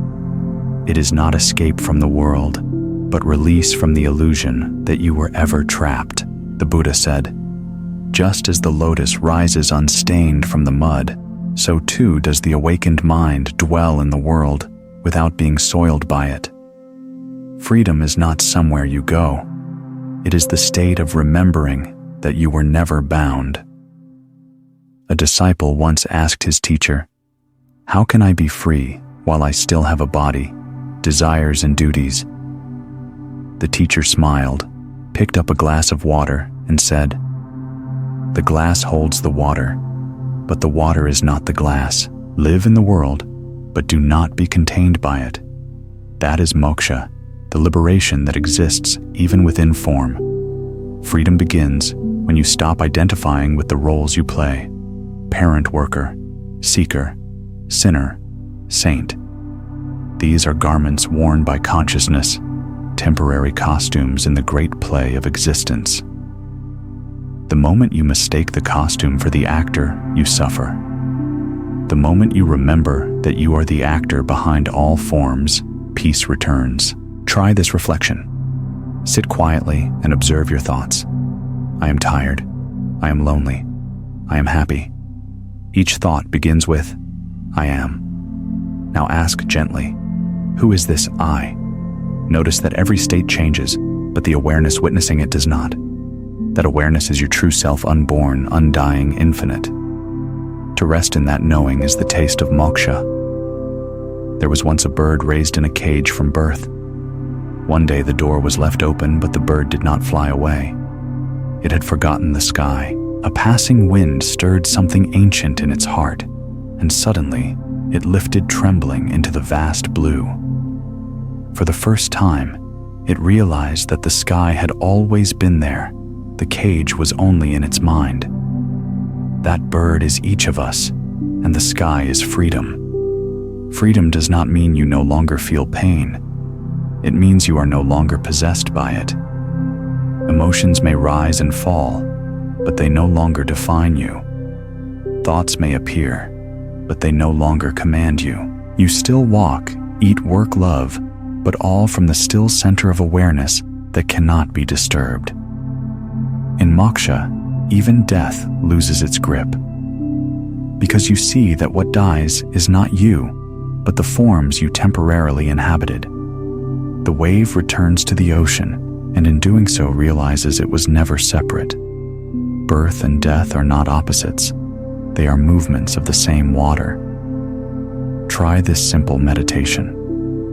As you breathe in, whisper inwardly, I am not the body. As you exhale, I am not the mind.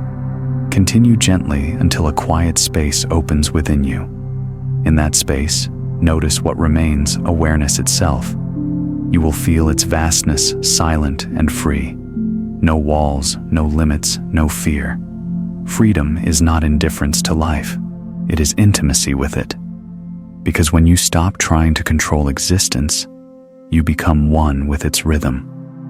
Every sound, every breath, every movement feels like the universe breathing you. The bird's song, the wind's murmur, the rise and fall of your chest, all one continuous symphony of being. There was a hermit who meditated for decades in the mountains. One day, a traveler asked him, "What have you gained from all these years of silence?" The hermit smiled, "Nothing at all. But I have lost everything that was never real, and that is freedom." When you are free, even your relationships transform. You stop loving people out of need or fear of loss. You love because love is your natural state. You give not to be appreciated, but because giving feels like breathing. You stop searching for approval because there is no longer anyone to impress, only life flowing through life. Ask yourself softly, what if nothing needed to be different for me to be at peace? That question alone can dissolve the prison of striving. Because the cage was never made of iron. It was made of if only. Freedom is not a future achievement. It is a present recognition. It happens the moment you stop waiting for something to complete you. In that instant, the mind falls silent, and what remains is simple, radiant being. The Buddha called this nirvana, the extinction of craving, the cooling of the inner fire, the peace beyond all opposites. But freedom is not static. It breathes, it laughs, it moves through the world as compassion in action, as joy without reason, as love without condition. The awakened one still walks among us buying food, tending to children, sweeping floors. Yet everything is infused with silence, gentleness, clarity. That is enlightenment in daily life. Try this experiment. Spend one day doing everything slowly and with awareness. Walk without rushing. Eat without distraction. Speak without haste. Notice how time seems to stretch, how the heart grows calm. That spaciousness you feel is freedom revealing itself through the ordinary. In truth, freedom was never far. It is the background of every experience, the still space in which thoughts rise, the silent witness behind every emotion. You cannot lose it, only forget it. The path is not about attaining something new, but remembering what you already are. There's a saying, before enlightenment, chopping wood and carrying water. After enlightenment, chopping wood and carrying water. The difference is that now you are no longer the doer. You are the witnessing presence through which all things happen naturally. Work continues, life continues, but the weight has fallen away. Freedom means nothing can be added to you or taken from you. You are the open sky, untouched by clouds, unbroken by storm. Whatever passes through you leaves no mark, because awareness leaves no trace. And from that freedom arises peace, not the fragile peace of silence, but the eternal peace that cannot be disturbed. Peace that does not depend on outcome, that shines equally in laughter and in tears. In the next part, we will explore peace shanti, the sacred stillness that follows awakening, how it manifests in thought, word, and action, and how to live as a beacon of calm in a restless world. Peace shanti is not the absence of noise, but the presence of understanding. It is not found in perfect silence or ideal places.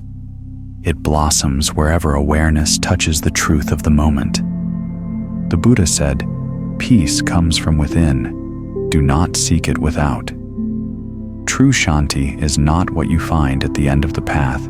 It is what arises when you finally stop walking away from yourself. There was once a traveler who crossed deserts, mountains, and oceans, searching for peace. Years passed, and his body grew frail. One day, exhausted, he sat beneath a tree and gave up his search. In that stillness, he noticed the sound of the wind, the beating of his heart, the softness of the earth beneath him, and suddenly peace appeared, not from the world, but from within him. He wept and whispered, "It was here all along." Peace is not created, it is uncovered. It lies beneath every storm, waiting for your surrender. Every time you stop resisting, peace rises like sunlight through clouds. It is the most natural state, yet the most forgotten. Try this reflection. Close your eyes and breathe slowly. Feel the breath entering and leaving effortless and unforced. Notice how between the inhale and exhale, there is a tiny pause, a stillness untouched by thought. That pause is Shanti. It is always there, even when hidden beneath chaos. Peace begins with acceptance. The mind that fights reality can never rest.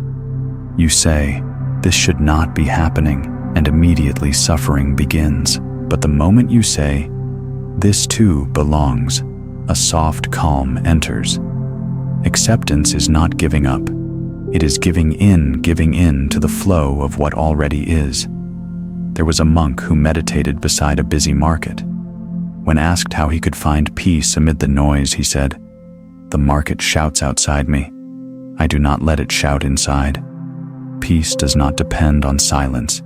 It depends on where you place your attention. In the Dhammapada, the Buddha teaches, "If a man conquers himself, he is greater than one who conquers 1,000 men in battle." Peace is the ultimate victory, the end of inner warfare. It begins the moment you stop trying to win against life. Try this small practice whenever you feel overwhelmed. Whisper inwardly, "Let this moment be as it is." Then breathe. You'll feel the mind soften, the body loosen. You may still act still, speak still, move, but from calm, not chaos. That is how peace moves through the world, not by retreating from action, but by infusing it with presence. Peace is not passivity. It does not mean doing nothing. It means doing everything from stillness. The river flows, yet it makes no effort to flow. The flower opens, yet it struggles not. When you act from peace, your movements carry the wisdom of nature itself, effortless, graceful, complete. There was once a king who asked his wise teacher, "Show me a painting of peace." The next day, the master brought him two. The first was of a calm lake beneath a blue sky. The second was of a storm, lightning striking mountains, and in the corner, a small bird resting peacefully in its nest. The teacher said, "This is true peace, not where there is no storm, but where the storm no longer enters you." True peace cannot be disturbed because it depends on nothing external. Money, status, love, comfort. These come and go. If your peace is tied to them, you will forever tremble. The wise anchor their calm in what does not move, awareness itself. When you abide there, even loss becomes gentle. Try to notice throughout your day what disturbs your peace most easily. A harsh word, a delay, a memory. Each disturbance is a mirror showing you where you still cling. Thank it for teaching you and then release it. The more you release, the less the world can shake you. Peace also expresses itself in the way you speak. Words born from agitation wound. Words born from calm heal. The Buddha taught right speech to speak only what is true, kind, and timely. Before speaking, pause and ask, is it necessary? Is it gentle? Does it bring peace? If not, silence is the higher offering. Peace manifests not just in meditation, but in how you walk, how you eat, how you meet others. When your movements are slow and your eyes kind, your presence itself becomes a blessing. People around you feel safer, even without knowing why. Peace is contagious, a silent teacher that heals without words. There's a story of a village that was constantly quarreling. One day, a silent monk came to live there. He spoke, little, smiled softly, and treated everyone with equal warmth. Slowly, the villagers began quarreling less. When asked how he changed the village, he said, "I did nothing.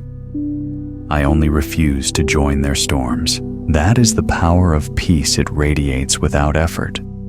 You do not need to preach it. You only need to embody it. Ask yourself gently, what would my day look like if I protected my peace the way I protect my possessions? You might find that when you guard your calm, you have more to give. Peace is not selfish. It is the foundation of all generosity. In time, Shanti deepens into a still joy, the joy of being alive without needing a reason. The mind no longer hunts for meaning, because life itself has become the meaning. When you live in peace, the world no longer feels hostile. Every sound, every face, every moment becomes a reminder of unity. Even pain transforms it, no longer feels like an enemy, but a messenger of tenderness. The Buddha called this state Parama Sukha, supreme happiness. Not the happiness of getting what you want, but the happiness of wanting nothing, the peace that remains when desire, fear, and resistance have all dissolved. Try ending your day in silence. No phone, no music, no distraction. Just sit and feel the rhythm of your own breath. If thoughts come, let them pass. Beneath them, notice the stillness. That stillness is your home. That is Shanti. And from this peace, something even deeper awakens gratitude, the natural song of the heart, when it recognizes the sacredness in everything. In the next part, we will explore Gratitude Dana, how thankfulness transforms ordinary life into prayer, and how every breath once seen clearly becomes a gift beyond measure. Gratitude Dana, or Katanuta, is the quiet prayer that needs no words. It is the recognition that life, even in its simplest form, is a miracle already complete. The Buddha called gratitude the soil of joy, for from it grows peace, contentment, and wisdom. When you are grateful, you are awake, because to be grateful is to finally see what has always been here. There was once a monk who lived in a small hut with nothing but a bowl and a robe. One evening, a thief entered searching for something to steal. The monk welcomed him gently and said, "You came far for a treasure. Let me give you the only thing I own." He handed the thief his bowl. The man, shocked, fled into the dark. Later, the monk stepped outside, looked at the moon, and whispered, "If only I could have given him this too." That night, he wrote, "The thief left me the moonlight." What wealth gratitude does not come from possessions, it comes from perception. To live in gratitude is to live in constant wonder. You stop saying, "I deserve," and begin saying, "I receive." The air you breathe, the light that warms you, the people who cross your path, all become gifts rather than guarantees. Gratitude turns the ordinary into sacred ground. Try this reflection. When you wake each morning before your mind begins its stories, place your hand on your heart and whisper, "Thank you." Don't ask for anything. Don't even list reasons. Just thank existence for another breath, another chance to love, to learn to be. This simple act changes the vibration of your whole day. The Buddha often reminded his disciples to reflect on the countless hands that sustain your life. Every grain of rice comes from the labor of many farmers, sun soil, rain wind. Every breath is a gift of the trees, every moment shaped by unseen kindness. When you see this clearly, pride melts and humility flowers. You realize you have never lived alone. Life has always been carrying you. Gratitude is also the antidote to greed. The mind that wants more cannot see what it already has. But when you begin to give thanks for what is present, desire loses its grip. You stop chasing and start cherishing. The Buddha said, "Contentment is the greatest wealth." Gratitude makes even a simple life feel abundant. Try this small practice. At the end of each day, recall 3 moments that touched your heart: a smile, a breeze, a quiet pause. Write them down not as achievements, but as reminders. Over time, you'll see that joy was never missing. Only your attention was. There's a story of an old woman who came to a monastery every morning with a bowl of rice for the monks. One day, a storm destroyed her fields, and she had nothing left to offer. Still, she came, placed an empty bowl on the altar, and bowed. When asked why, she said, "Because gratitude does not depend on plenty." The abbot wept, saying, "This empty bowl is the fullest we have ever received." Gratitude transforms suffering too. When hardship arises, instead of asking, "Why me?" the grateful heart asks, "What is this teaching me?" Every difficulty hides a gift: patience, resilience, empathy. The mind that thanks even its pain discovers that nothing is wasted. Try this. When something goes wrong today, a delay, a rejection, a loss, pause and whisper, "Thank you for the lesson I cannot yet see." You don't need to force belief.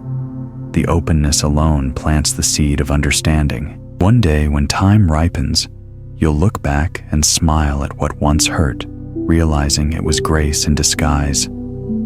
In Buddhist practice, gratitude and generosity are inseparable. The one who feels grateful naturally wishes to give. Gratitude is the inhale, generosity is the exhale. When you breathe in life with appreciation, you breathe out kindness. Giving becomes not a duty, but a celebration of abundance.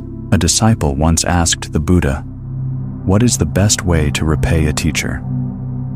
The Buddha replied, "Live the teaching." Gratitude is not a feeling, but an action, a way of carrying what you've received into the world.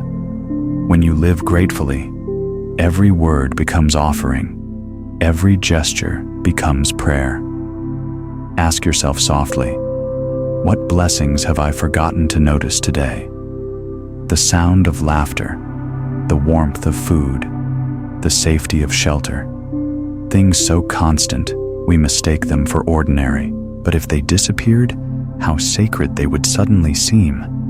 Gratitude is seeing them before they're gone. Gratitude also softens relationships. When you thank others sincerely, without expectation, walls fall away. The smallest thank you can heal what apology cannot. Because gratitude speaks directly to the heart. It says, "I see you. I value you. You matter." There's a saying in the sutras, "The one who knows gratitude sleeps peacefully." It's true, when the mind rests in appreciation, it stops searching. Gratitude ends craving by revealing that nothing is missing. In that realization, peace deepens naturally. Try this daily ritual. Before sleeping, whisper, "Thank you for this day, for what came, for what left, for what remains." Even if it was a difficult day, gratitude redeems it, polishing every rough edge into wisdom. When gratitude becomes constant, life turns luminous. The same street, the same chores, the same faces begin to shimmer with quiet beauty. You start to see that heaven was never a place. It was this very moment, seen through the eyes of appreciation. Ask yourself, if this breath were my last, would I say thank you? The awakened answer is yes, not because life was perfect, but because it was precious. Gratitude transforms even endings into beginnings, and as gratitude matures, it merges into love without preference, a love that arises not from need, but from reverence. You begin to bless everything simply because it exists. Every being becomes sacred, every breath holy. In the next part, we will explore surrender pranidhana, the art of letting go into life's wisdom, how trust replaces control, and how faith, when purified by awareness, becomes the bridge between self and the infinite. Surrender. Pranidhana is the softest word, yet it holds the greatest power. It is not defeat, not resignation, but the deepest form of trust, trusting that life in all its mystery knows where to take you, better than your fear does. The Buddha said, "Let go of what you think should be, and peace will find you where you are."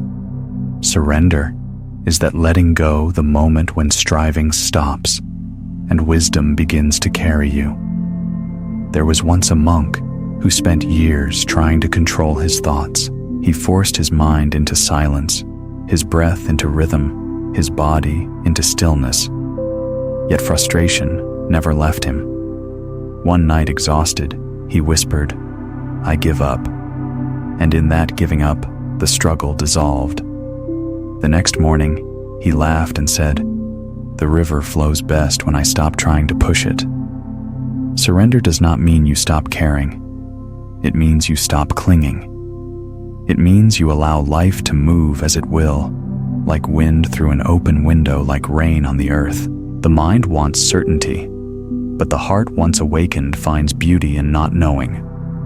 When you surrender, you don't fall, you float. Try this reflection. Close your eyes and think of something you are trying to control. A relationship, a fear, an outcome. Feel the tension in your chest. Now whisper inwardly, "I release you to the rhythm of life." Imagine it as a leaf carried gently downstream. Watch it go and notice the lightness that remains. That is surrender. The Buddha taught that the root of suffering is upadana, clinging. We cling to ideas, people, possessions, even our own image of who we are. Surrender is the antidote. It dissolves the false belief that life must obey us.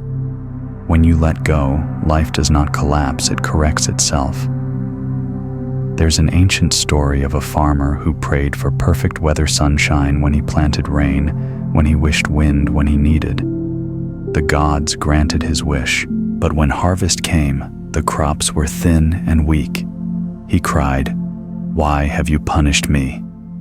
The gods replied, "You gave your plants comfort, not challenge. Without wind, their roots could not grow deep." Surrender is understanding that life's balance often exceeds your own wisdom. In the practice of pranidhana, you bow not out of weakness, but reverence. Each breath becomes an act of trust. Each step a confession of humility before the mystery that sustains all things. The Buddha bowed to the Bodhi tree, not because it was divine, but because it reflected the truth. Everything in existence helps you awaken. Try this practice. Each morning before beginning your day, touch the ground with your hand and whisper, "I am willing to learn from whatever comes." This simple gesture transforms fear into faith. No matter what arises, success, failure, praise, blame, everything becomes your teacher. Surrender does not mean you become passive. On the contrary, it makes you more alive. When you stop resisting, your energy, once trapped in control, flows freely into presence. You begin to act not from anxiety, but from alignment. The right words come, the right timing unfolds, the right doors open. It is not magic, it is harmony. There was once a traveler lost in the desert. Exhausted, he looked to the sky and said, "Show me the way." A gentle wind rose, covering his footprints. Furious, he shouted, "Now I am more lost." But as he followed the wind, it led him to an oasis. Sometimes surrender looks like losing direction until you see where grace was guiding you. Ask yourself softly, what if everything that happens is for my awakening? You don't need to believe it immediately. Just hold the question. Over time, you'll see that even your deepest wounds carried wisdom. Even your failures brought clarity. Life was not punishing you. It was polishing you. When you surrender, even fear becomes your ally. Fear loses power because it no longer dictates your choices. You feel it, acknowledge it, and let it pass. Surrender teaches that courage is not the absence of fear, but the refusal to be controlled by it. Try this when anxiety visits. Breathe and whisper, "I trust what I cannot see." The mind may resist, but the heart will understand. You are saying yes to life's intelligence, to the unseen current that has guided stars and seasons long before you. Surrender also means releasing the need to understand everything. The mind wants reasons. The soul wants rest. Some things can only be known through silence, through time, through living. The lotus does not demand to know when it will bloom. It simply opens when the sun touches it. There's a saying in the Zen tradition, leap, and the net will appear. Surrender is that leap, the willingness to step into the unknown with empty hands, trusting that the same force that moves the galaxies will also hold you. In the end, surrender is love's highest expression, because love at its core is trust. Trust that life knows how to love you back. When you surrender, you return to the natural state of existence, cooperation, not conflict. You no longer chase what leaves or grasp what fades. You let life dance its dance through you, and you find beauty in every turn. Ask yourself, what would happen if I stopped trying to manage everything? Most fear that life would fall apart, but in truth, it would fall into place. And when surrender becomes effortless, it transforms into oneness, the realization that there is no you and life, only life itself living through you. This is the doorway to enlightenment, to the quiet homecoming that all beings seek. In the final part, we will explore oneness, the return where the journey ends and begins again, the point where the seeker disappears and only truth remains.